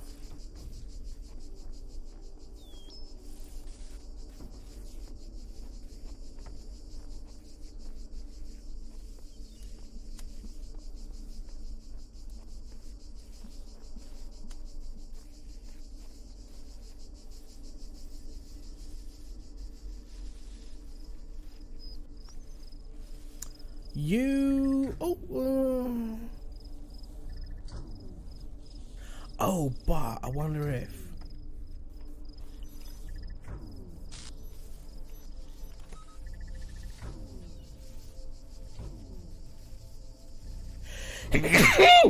Crikey.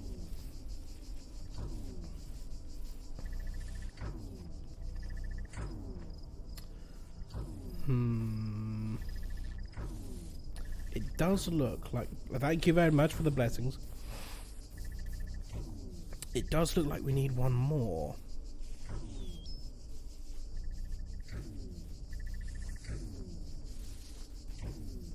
Pendulum.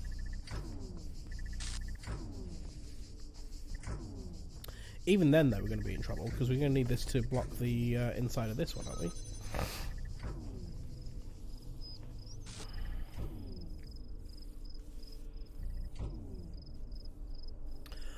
Unless it's a timing thing?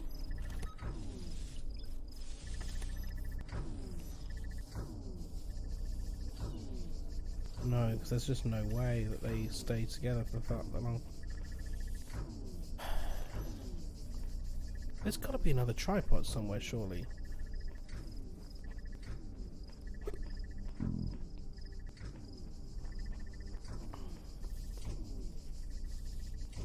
Surely that's what this whole puzzle is about. But where's the other tripod?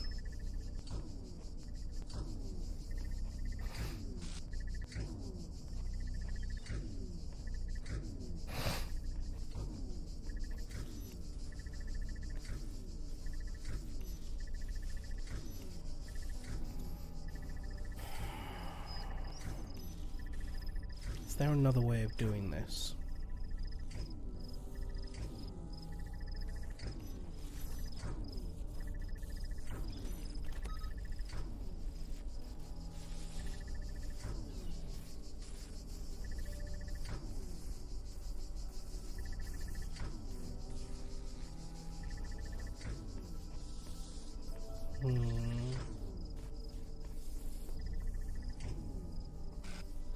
If I stand in it, I'm going to get damaged.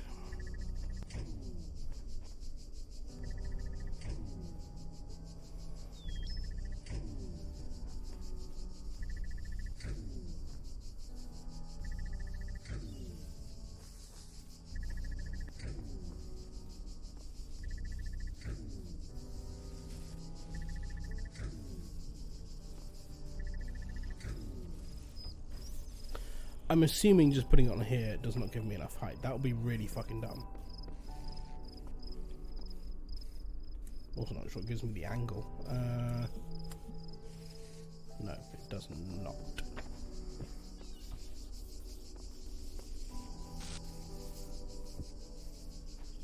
Could it though? Yeah, it could. Okay.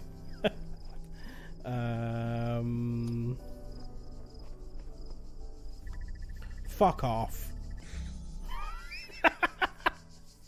I don't know if that's how I'm meant to have done that puzzle. Oh shit, but now I'm in trouble.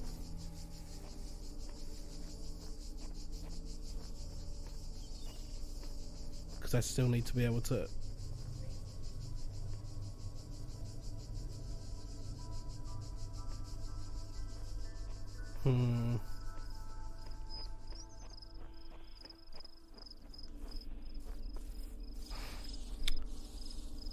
Nope. I thought maybe I could use the box to block this, but no, that's not going to work because I need it for...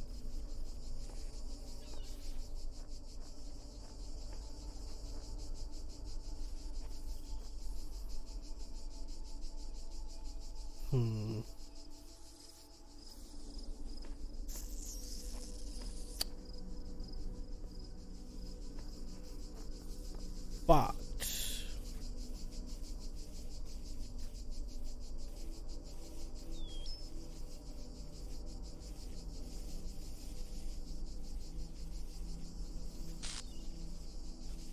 Huh.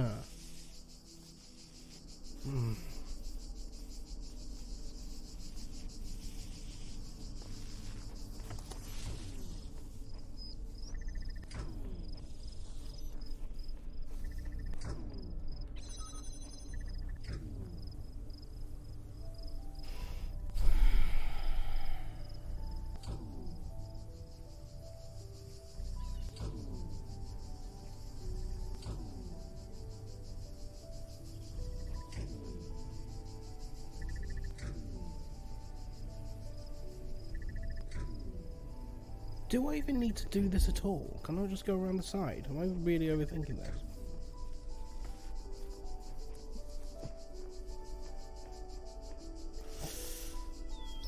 Yeah, but if we get a block out there...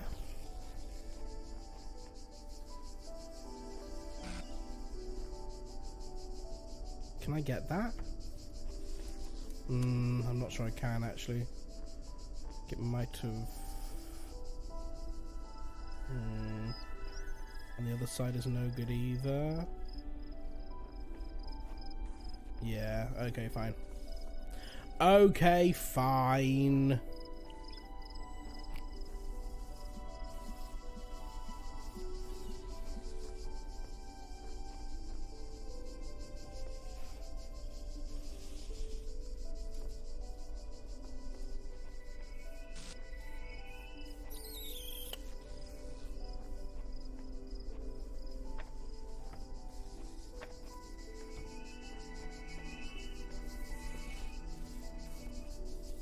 Yeah, how do we... Oh, God damn it.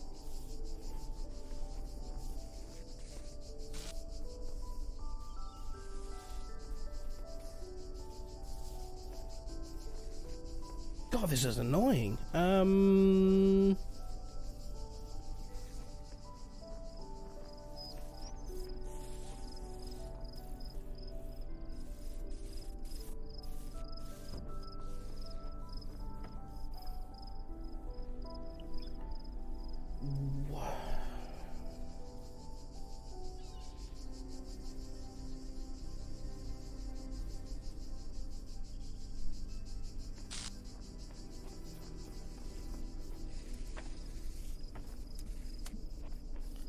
Connect that to that.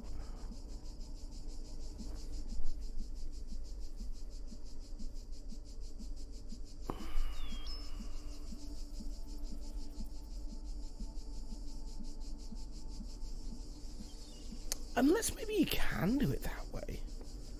Because what I tried before...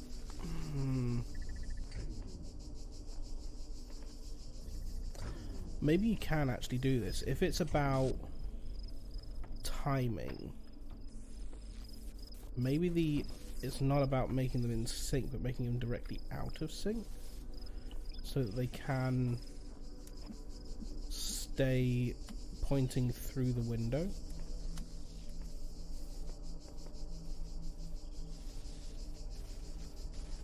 Come on.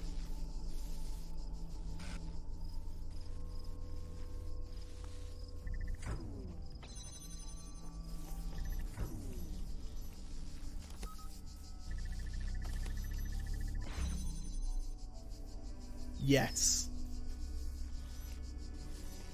Yes. That's how it's done. Now where's my jammer? Oh, in my hand. Oh, it's tempting, isn't it? Want to have your brain? Oh, it's really tempting, isn't it? I reckon we can do that.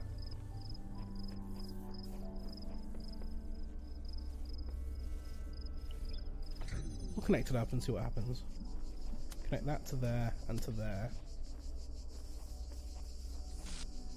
And to there.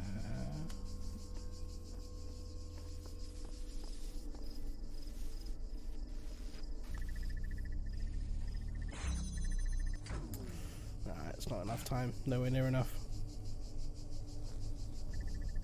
Yeah, never mind.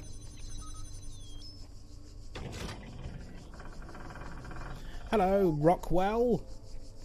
That is satisfying, isn't it? It's staying put through the window. Starting to drift a bit now. Anyway, it worked. New threads. Submission's still open. I don't know about you guys, but all this craziness recently makes me want to write more than ever. Just a reminder that provided your status is high enough, you can still submit original works for review, and I for one will still be reading, even if you've never made anything before. In fact, especially if you haven't, now's the time. Don't forget, Lilith and Mr. Mulciber developed a tutorial to help. A creative writing tutorial?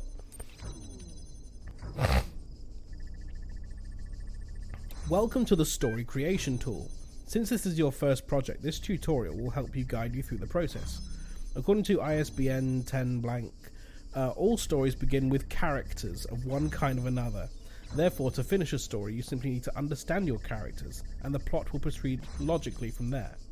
This season's theme is Bildungsroman. What does that mean?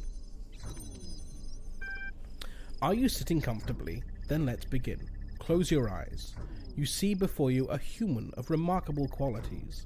Is it a boy, a girl, or someone else?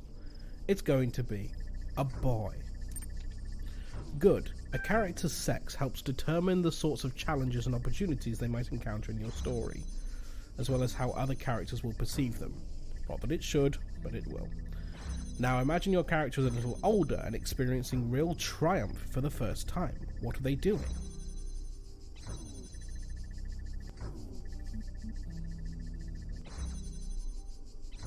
Everything better than everyone else all the time.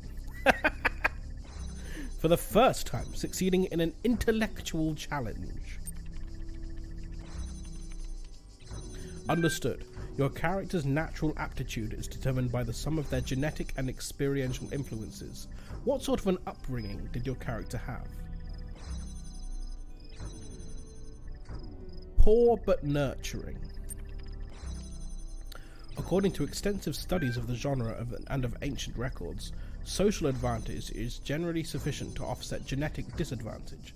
Genetic advantage will only sometimes offset social disadvantage. Yep. In other words, your character's background will have a radical effect on how they think about themselves and the nature of the problem they face in life. Are you sure you want your character to have that kind of background? Yes. It's going to be a challenge. Great. Now imagine your character has reached adulthood. 87.2327% of Bildungsroman records commence with an emotional blow for the protagonist. What will your character suffer?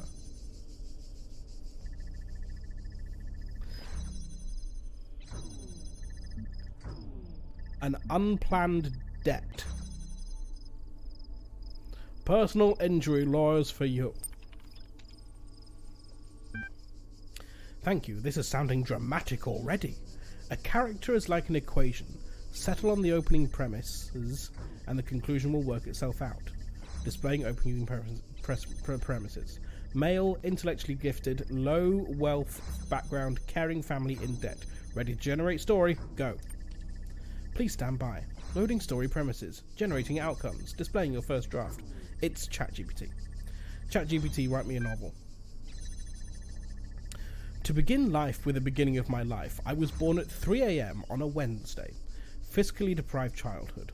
My father, as he is always careful to point out, is only able to report the midwife's account, seeing how he was pulling a long shift at the nearby textiles mill to pay for a second-hand cot. My childhood was an unremarkable affair. I attended the local school. I found the work to be trivial, and I frequently found myself on the wrong side of my self-proclaimed betters. My story becomes worthy of note as I approach the age of 18. For years I had lived at leisure under the illusion that the world would continue to fall at my feet.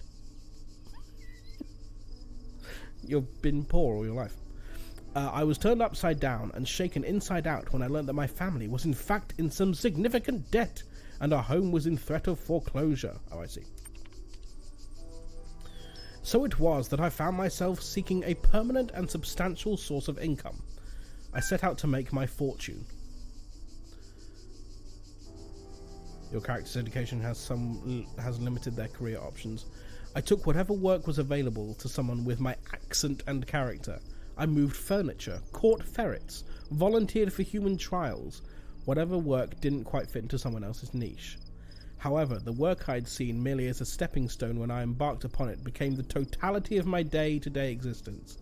It began to feel that every person in society who held a position senior to me was part of a great immovable ceiling which ever threatened to crush me.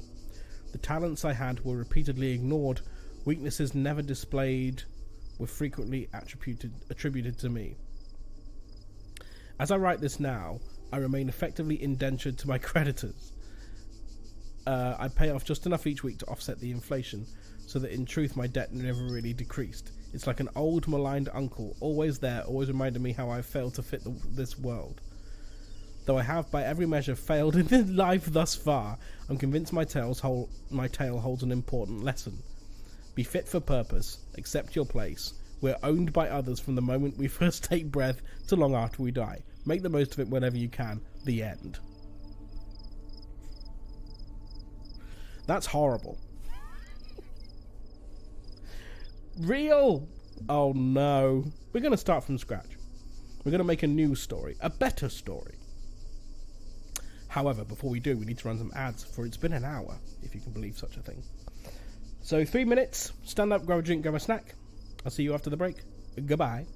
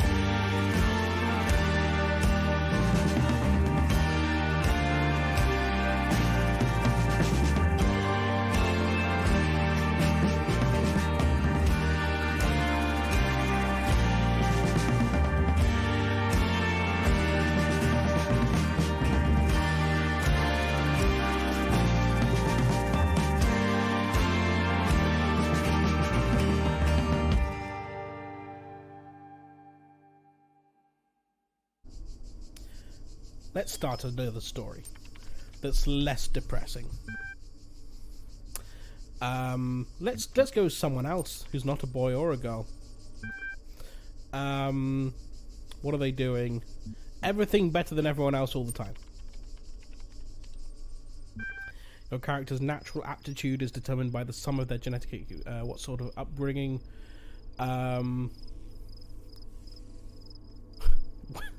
wealthy and nurturing. This is going to be a Superman.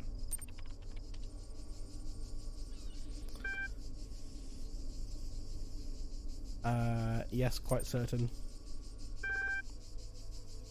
My protagonist goes by unharmed. This is sounding dramatic already. I don't think it is.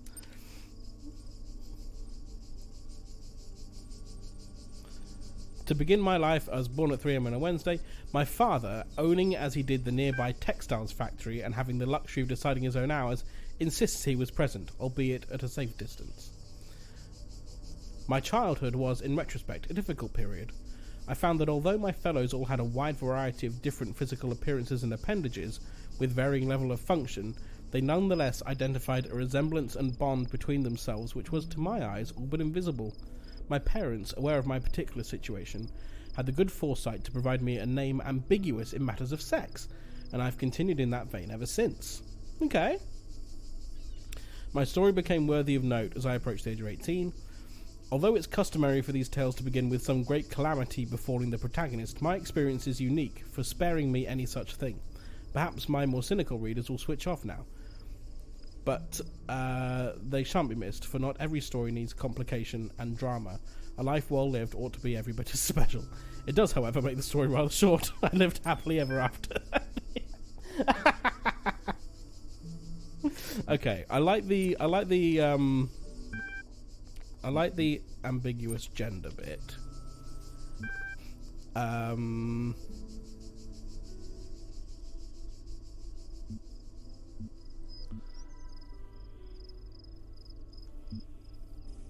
Let's do something these ancient ideas fail to capture.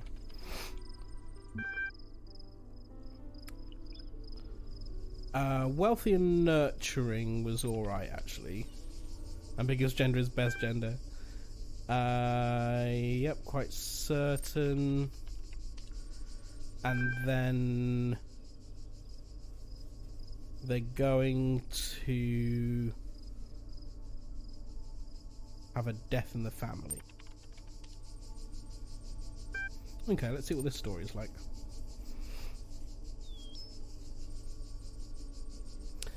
Own the textiles factory. Ambiguous matters of sex. My mother and I had always shared a close relationship, and so it was that a part of me died when she left this world. She did, however, leave me quite sizable inheritance, which, if I may be unsubtle about it, left me in a position where the only work I should have to do for the rest of my life would be deciding how to spend it.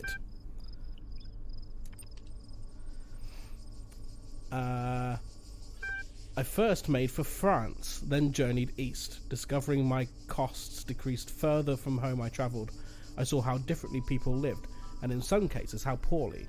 What began as an adventure became a mission. I devoted years of my life to helping those less fortunate than myself. I saw myself as part of a greater project, and it was good. Given the right series of circumstances, anyone can come to see the world in a more humane way.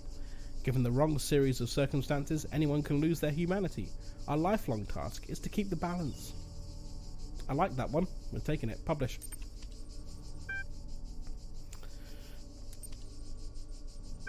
And I've increased my level. I'm now level 7 creative. And I've got a thread creation token. I can create a new thread. Ooh, okay. There's my story.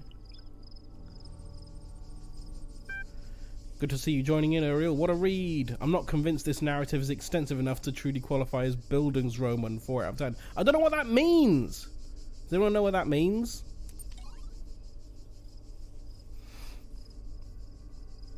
A small apology.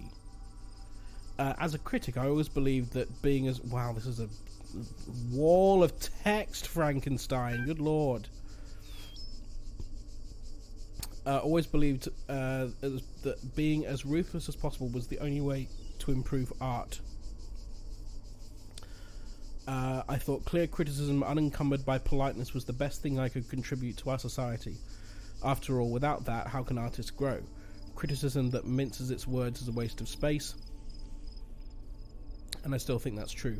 But as we approach the end or transformation of Gehenna, I wonder if I haven't been entirely too unkind. Have I revelled too much in my role as critic? Have I been sarcastic and crude when I thought I was witty? Was my defence of proper grammar ultimately just an attempt to impose a sense of order on a world I couldn't control? Maybe, I don't know.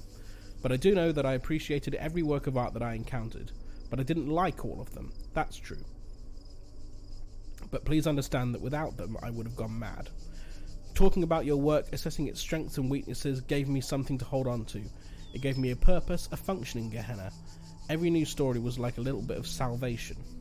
For that I am more grateful than you will ever know, and I apologise if I ever caused any of you to feel less motivated to keep creating. I'll never forget your devastating deconstruction of episode 24, but I do think it helped me in the long run to be a better writer. Your feedback for each issue of Incredible Stories was greatly appreciated. Hey man, the reviews were the best! So 6 out of 10. Nice one, 401. Straton Fragment, number 13. I've been digging through the files here that Garrett unearthed in his latest escape attempt. Here's an interesting bit of text that I found by Alexander Drenan's favourite philosopher, Straton of Stagira. It's neither necessary nor logical to denounce all virtues merely because one is confronted with the inevitability of one's own death. Beauty does not cease to exist because one is no longer beautiful. Lovers may die, but love itself cannot. The laws of the cosmos are not altered by the passing of generations. Knowledge may be lost, but not truth. When Eudoxus of Cnidus perished, the planets did not fall from the sky, nor did levers cease to work when Archytas breathed his last. If then we are truly dedicated to these virtues, and not to our self-important ego, we can take comfort in knowing that all we struggled for endures. Thank you so much for posting this. Can you send me a copy of those files? Of course, I'll do it right away. I find it hard to maintain entirely so detached a point of view, though I think the sentiment is excellent. Straton is certainly an inspiration. He always makes me question myself and my point of view, which I believe is profoundly necessary. I realise I'm bumping a very old thread here, but I felt this quotation was relevant to our situation. Hope it helped. I think it helped me. Still can't read that one. Okay. I think maybe we've got time. Well, we've got all the time in the world, but I think maybe I've got the energy for one more puzzle. Just going to admire this for a couple of moments more, because that's very satisfying. So where are the others? Oh look, a star. You tease.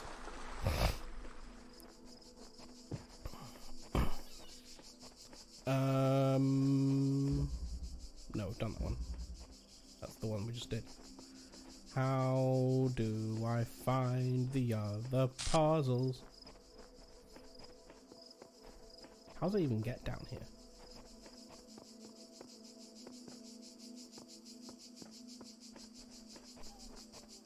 Where are the puzzles? This land is too big.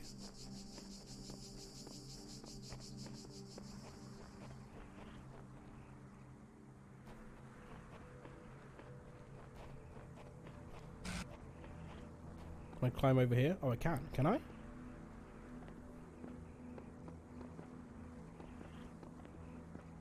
Okay. Don't know if I mean, clearly I can, but don't know what I get for doing this. Oh no, I've fallen!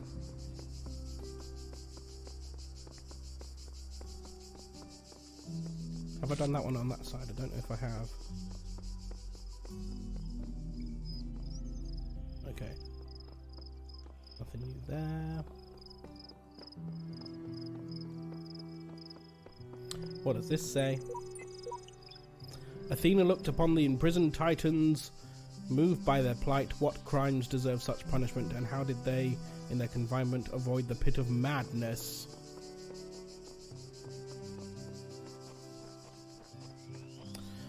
Simple tripods. Ray Trivia? What? Hi, I'm Ray Trivia.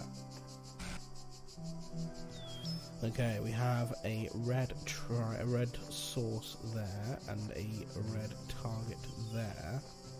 That seems like a plausible first move. Oh, that did not open that. I need to do both sides for it to work. I've been bamboozled. There's the switch. Oh, did that do... What did that... oh, hang on a minute. I am being silly.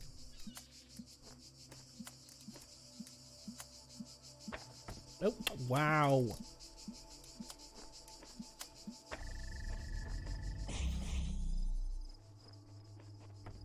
And then we can do this. Good. Now we need to...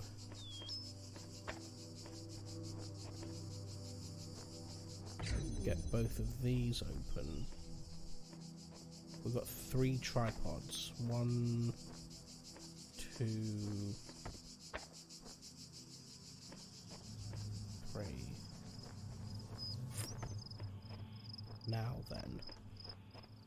So this works.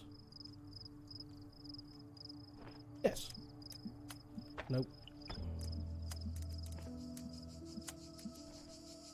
Unless I'm missing something, this seems remarkably straightforward.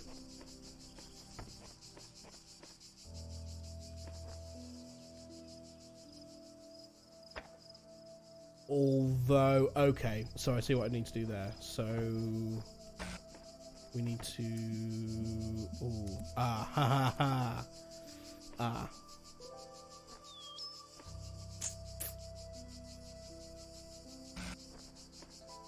Yes, I do see the problem. Kinda? Nope, I need to do both of those. Yeah, okay. Oh.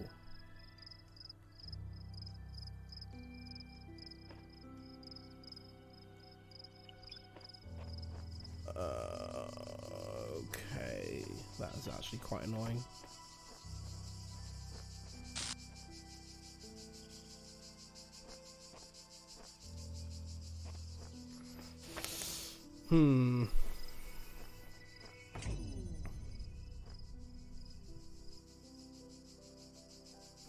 Because my problem is...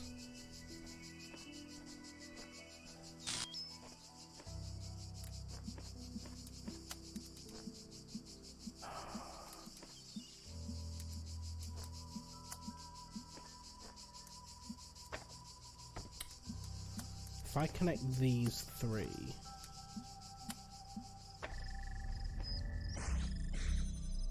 how the hell then do I get the blue?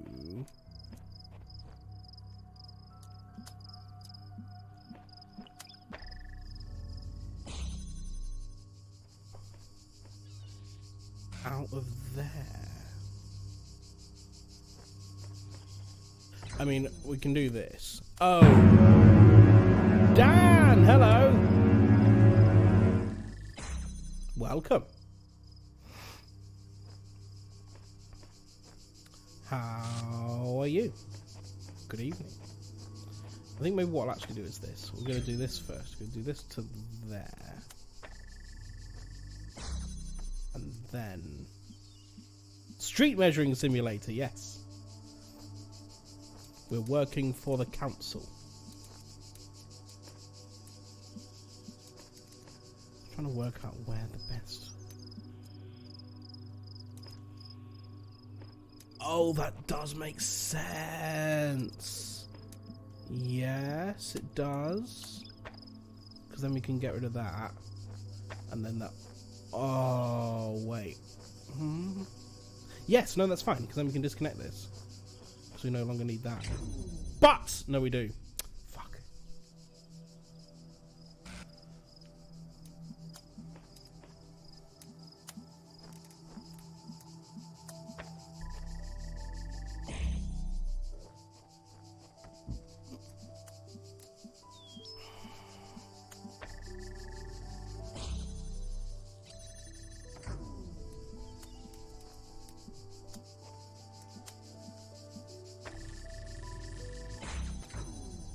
What?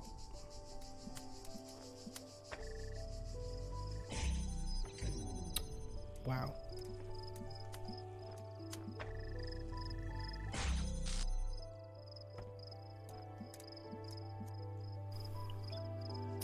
Oh, I see. And then I can do this.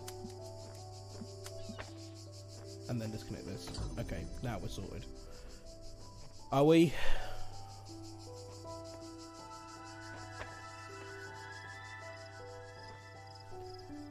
So now what I need to do is... So blue needs to go around to that side, which is fine, I think. Tell you what, I'm just going to...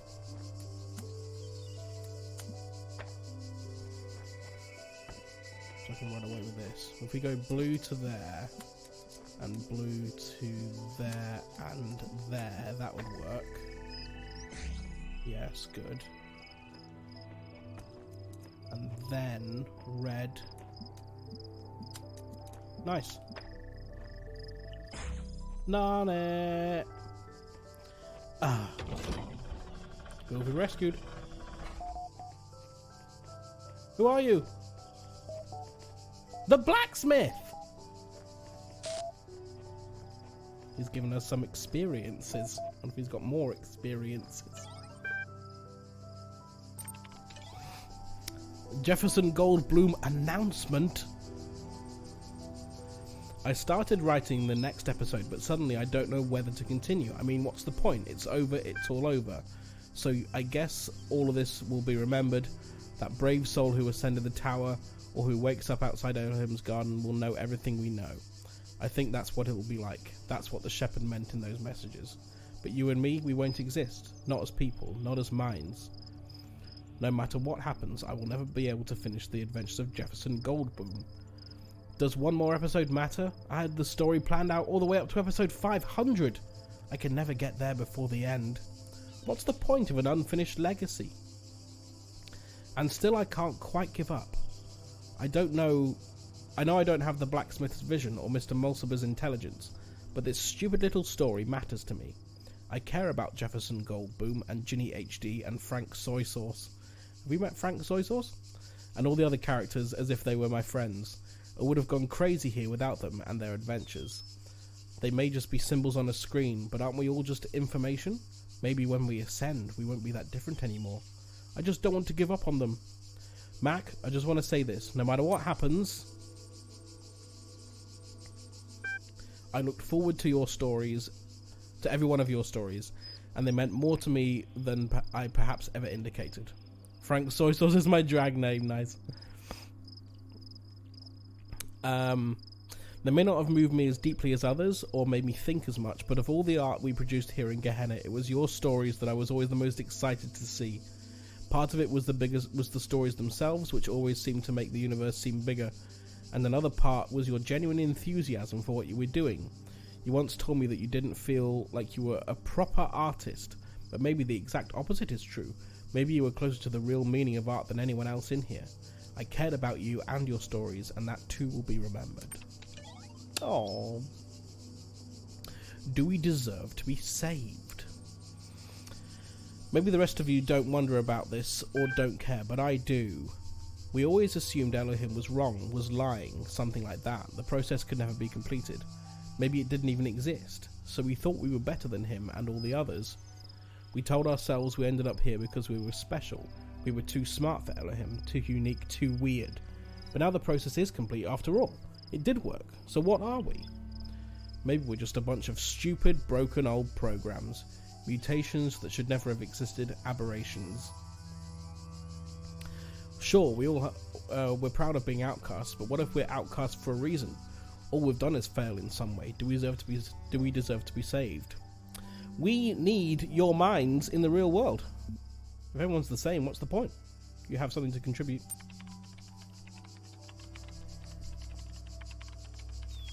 You will enrich the world to come.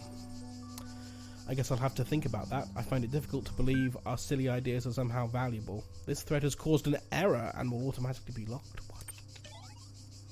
Top 10 things I love about Gehenna. No more puzzles. I enjoyed solving the puzzles at first. They made me feel smart. After solving dozens of them, though, I started wondering what's the point, and that's how I ended up here. No mines. It's really not the exploding that drives you crazy, it's the sounds. No turrets. Just when you think you solved everything. Ah, a turret! Also see above, those whining sounds when they turn make you want to run in front of them just to end the pain. No stars. Sorry, Elohim, but I don't care enough about becoming a messenger to go through every nook and cranny looking for your stupid stars. Those stars. Yeah, okay, fair enough. I thought it meant stars in the sky. Some of them are hidden in such absurd places, I don't even have words for it. If finding those is what makes you a messenger, I feel sorry for them. Next time I ask for help at an altar, I'll give my condolences to Muriel. Community. In Elohim's world, you're alone.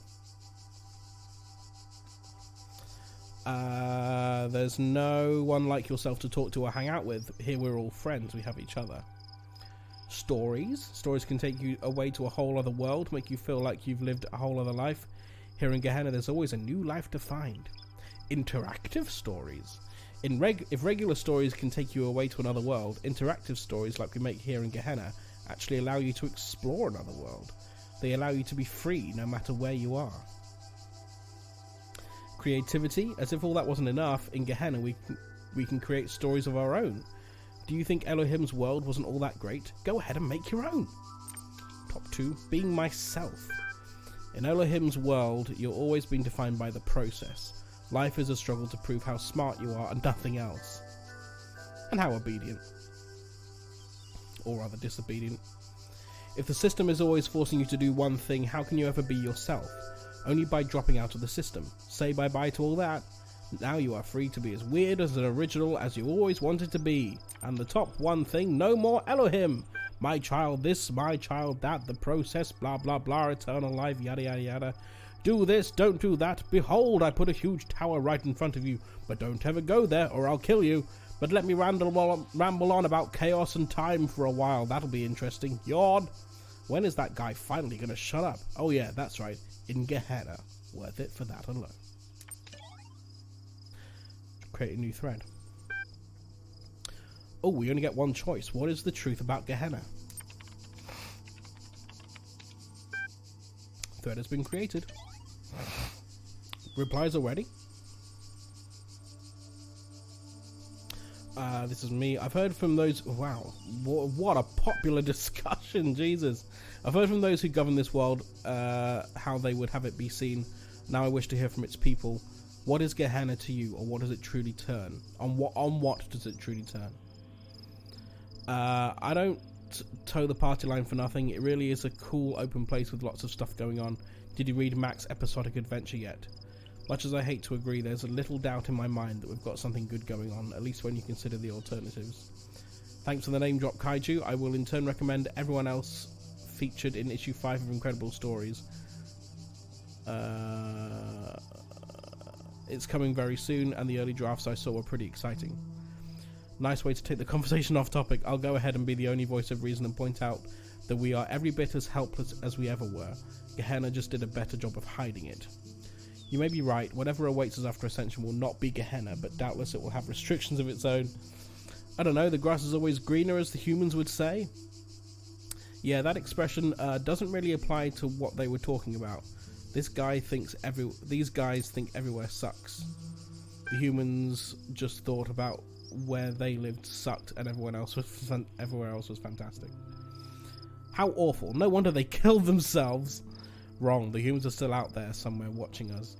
In which case, I suppose we will be meeting them very soon. There can't be too many of us left locked up now. It is closing in. Was this the first puzzle of this area? I think it might have been. Fun. Well, I was a little bit concerned after Sunday's stream that all the puzzles were going to be rock hard now, and I wouldn't be able to do any of them. But we've done a decent few today. That one was okay. We've done 3 here already, so we've only got 1 more of this area to do. And then it's on to section 4. But I think we'll leave it there for tonight. Like I said, I'm not feeling 100%. So we'll call it there for the evening, and we'll pick it up again tomorrow. Hopefully I don't feel worse tomorrow. It could go either way. I really want a good night's sleep. Is that too much to ask? We'll see. Wish me luck. But yeah, we're gonna end it there. There is time though before we finish for the words game. Hope you feel better soon. Yeah, me too. It's quite annoying. Dan, you feel alright, don't you? I'm assuming. I was wondering if I picked something up somewhere on the weekend.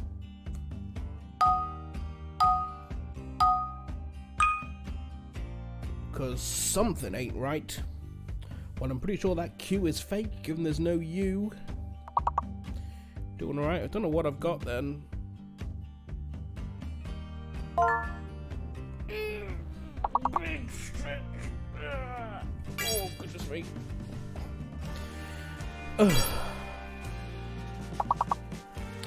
Gong wing.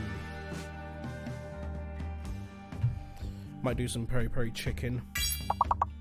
Get some spices in me. Spicy food is good for colds and stuff, right?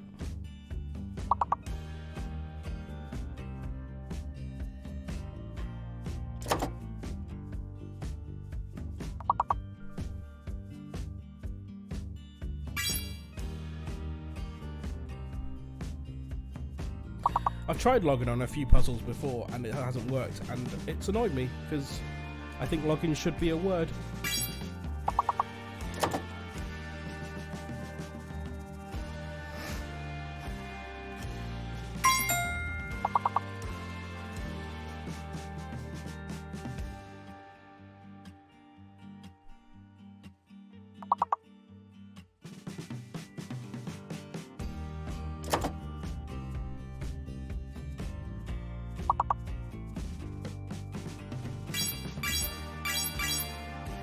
Wow, all flooding in.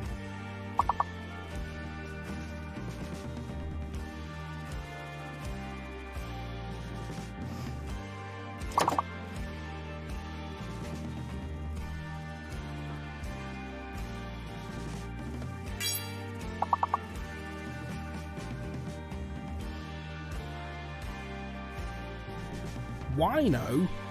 Like an enjoyer of wine? I'm assuming it has some other meaning. It's good for 2 levels. Level 9 up next.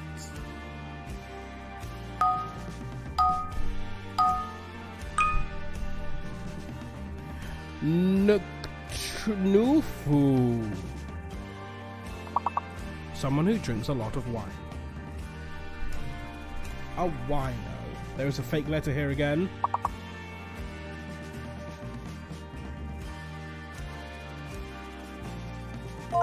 Ah, got it.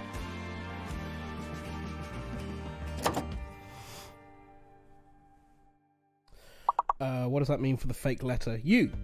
U is fake.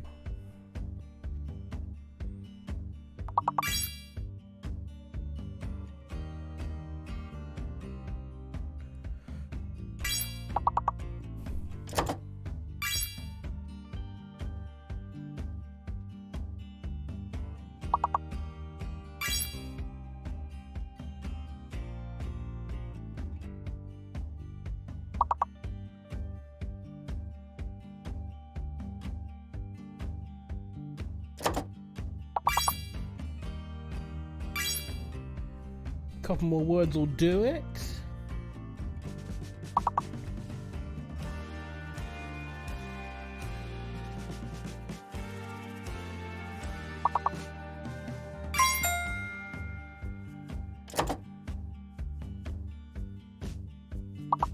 Oh, the U is fake, Tom.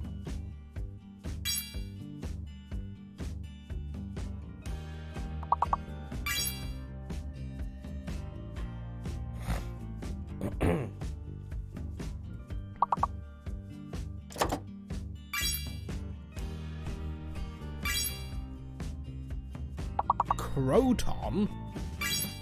What's a croton? Use fake procs in that part of the game where there's a fake letter and it was U, therefore noun is not allowed. 2 levels skipped.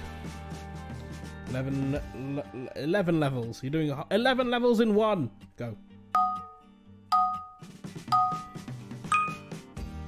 You are the fake letter F. Croton sounds like a transformer. Yes. Again, there's a fake here. Warmth. Very good. Well done. That means the... what's fake there?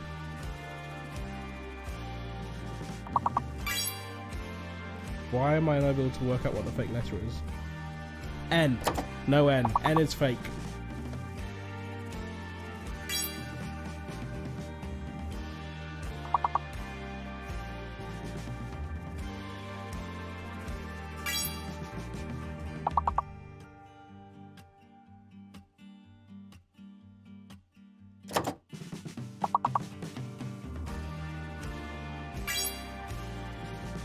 What?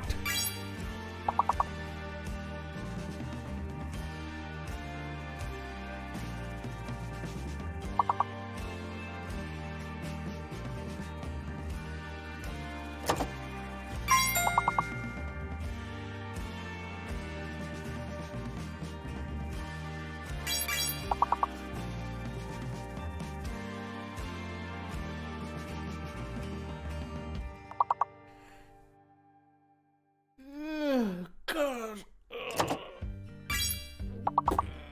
Stretches. Good Lord.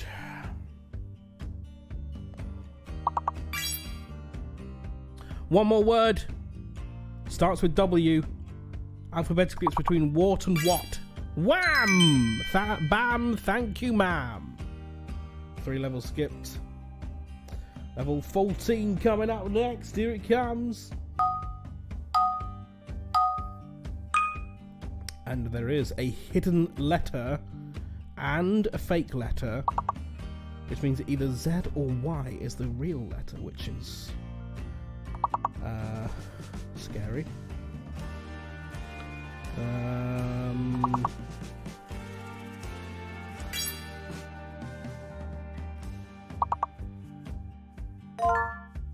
Oh, well done, Dan. Economy. So the Z is fake. And there's an M, a hidden M, and also an anagram of economy is there somewhere.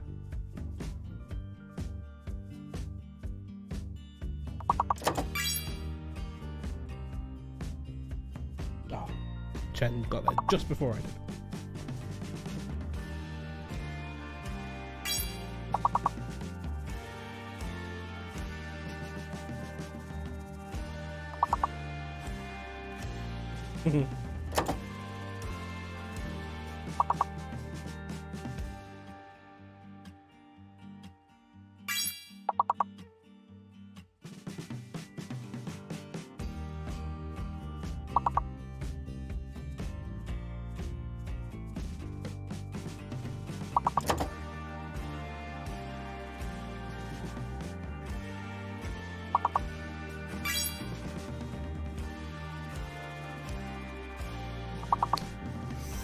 One more word should do it.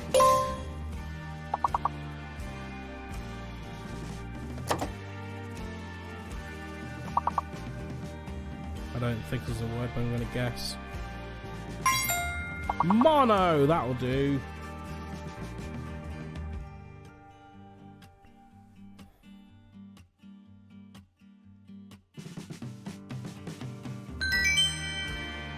It's good for 1 level. Let's go.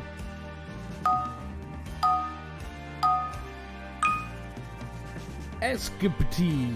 Again, a fake and a hidden letter.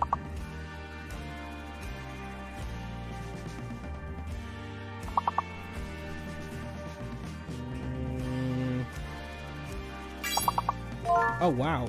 Pigsty. Very good. That means the E is fake, which is annoying. And there is a hidden Y?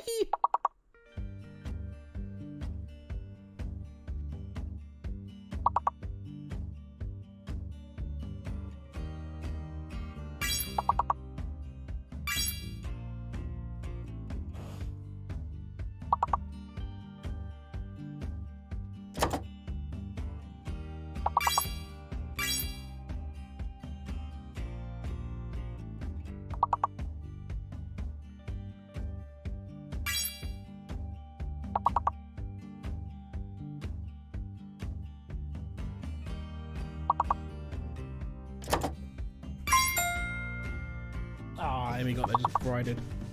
The work here is done. Got the big word. Leaving on a high.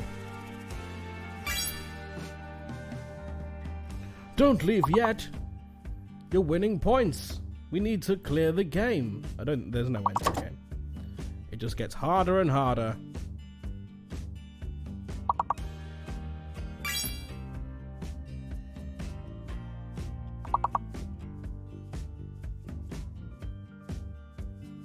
Only 2 more words.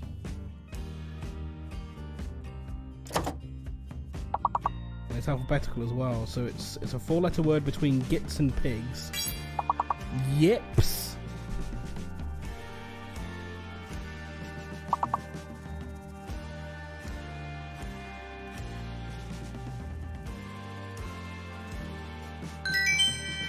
Almost a full house, but it's good enough for another 3 levels.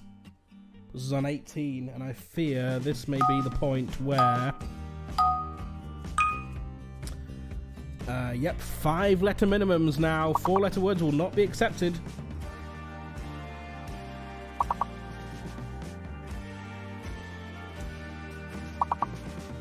Me and Pop's trying to go for the same word. Field was accepted, not failed, so I guess the A is fake. Infidel. That was a guess and a half. We can have then files be okay. Wildlife? Yes! So yes, the A is fake, and what's hidden?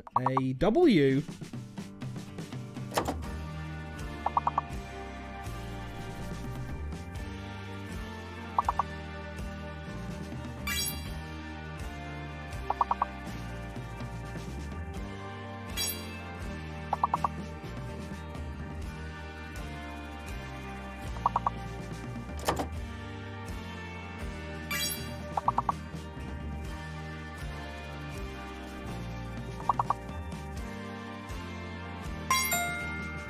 Very good. Only 3 more words left.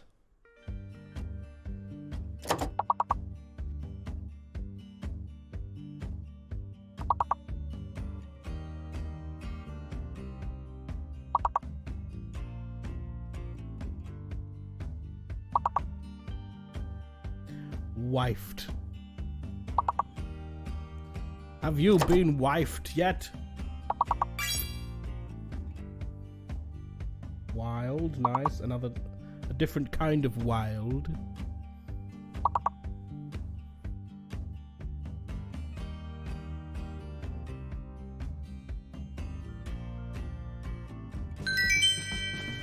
Nice. Just going through the alphabet at this point, yeah. What could it possibly be? Level 20. This is borderline record territory. I think now it's going to get even scarier. I think it's now not going to show us our successful guesses. Yep, answers are now hidden.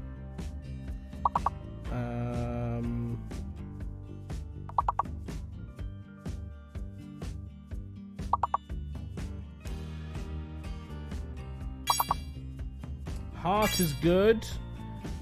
That was rather by F. Chen. And father.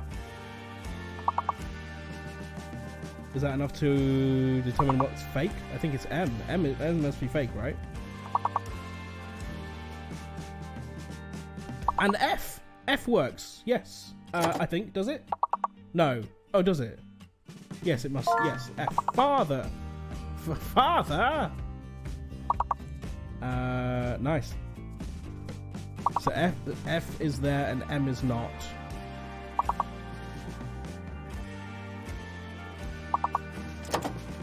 Is farter acceptable? Come on.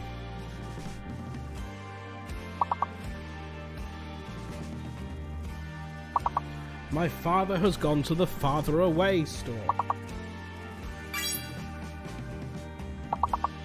Earthing is accepted.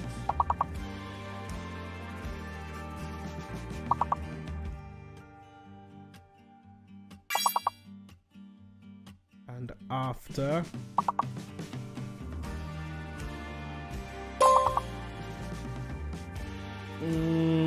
2, maybe 3 more words for the clear.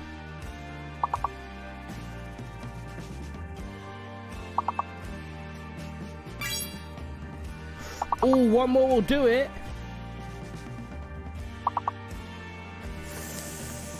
Ah, no!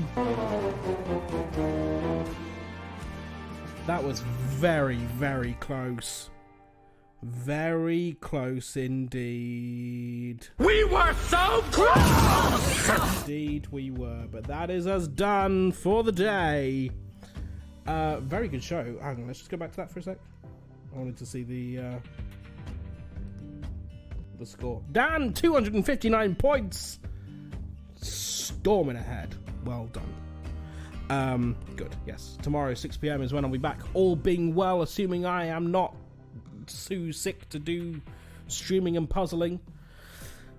Wish me luck.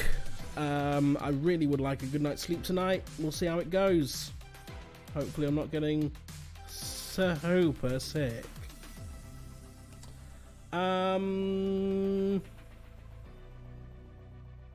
Okay, yeah. What is an anagram of economy? That is a good question. If you find out, drop it in the Discord. And then we'll know for next time. Dapper Dame is playing Stardew right now.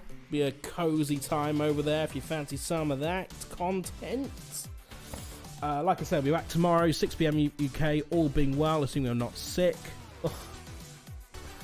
I want some peri-peri chicken, but I also want to go to bed. So that is my current dilemma. I'll see you tomorrow. Koemani. There you go. Solved. See you tomorrow. Goodbye.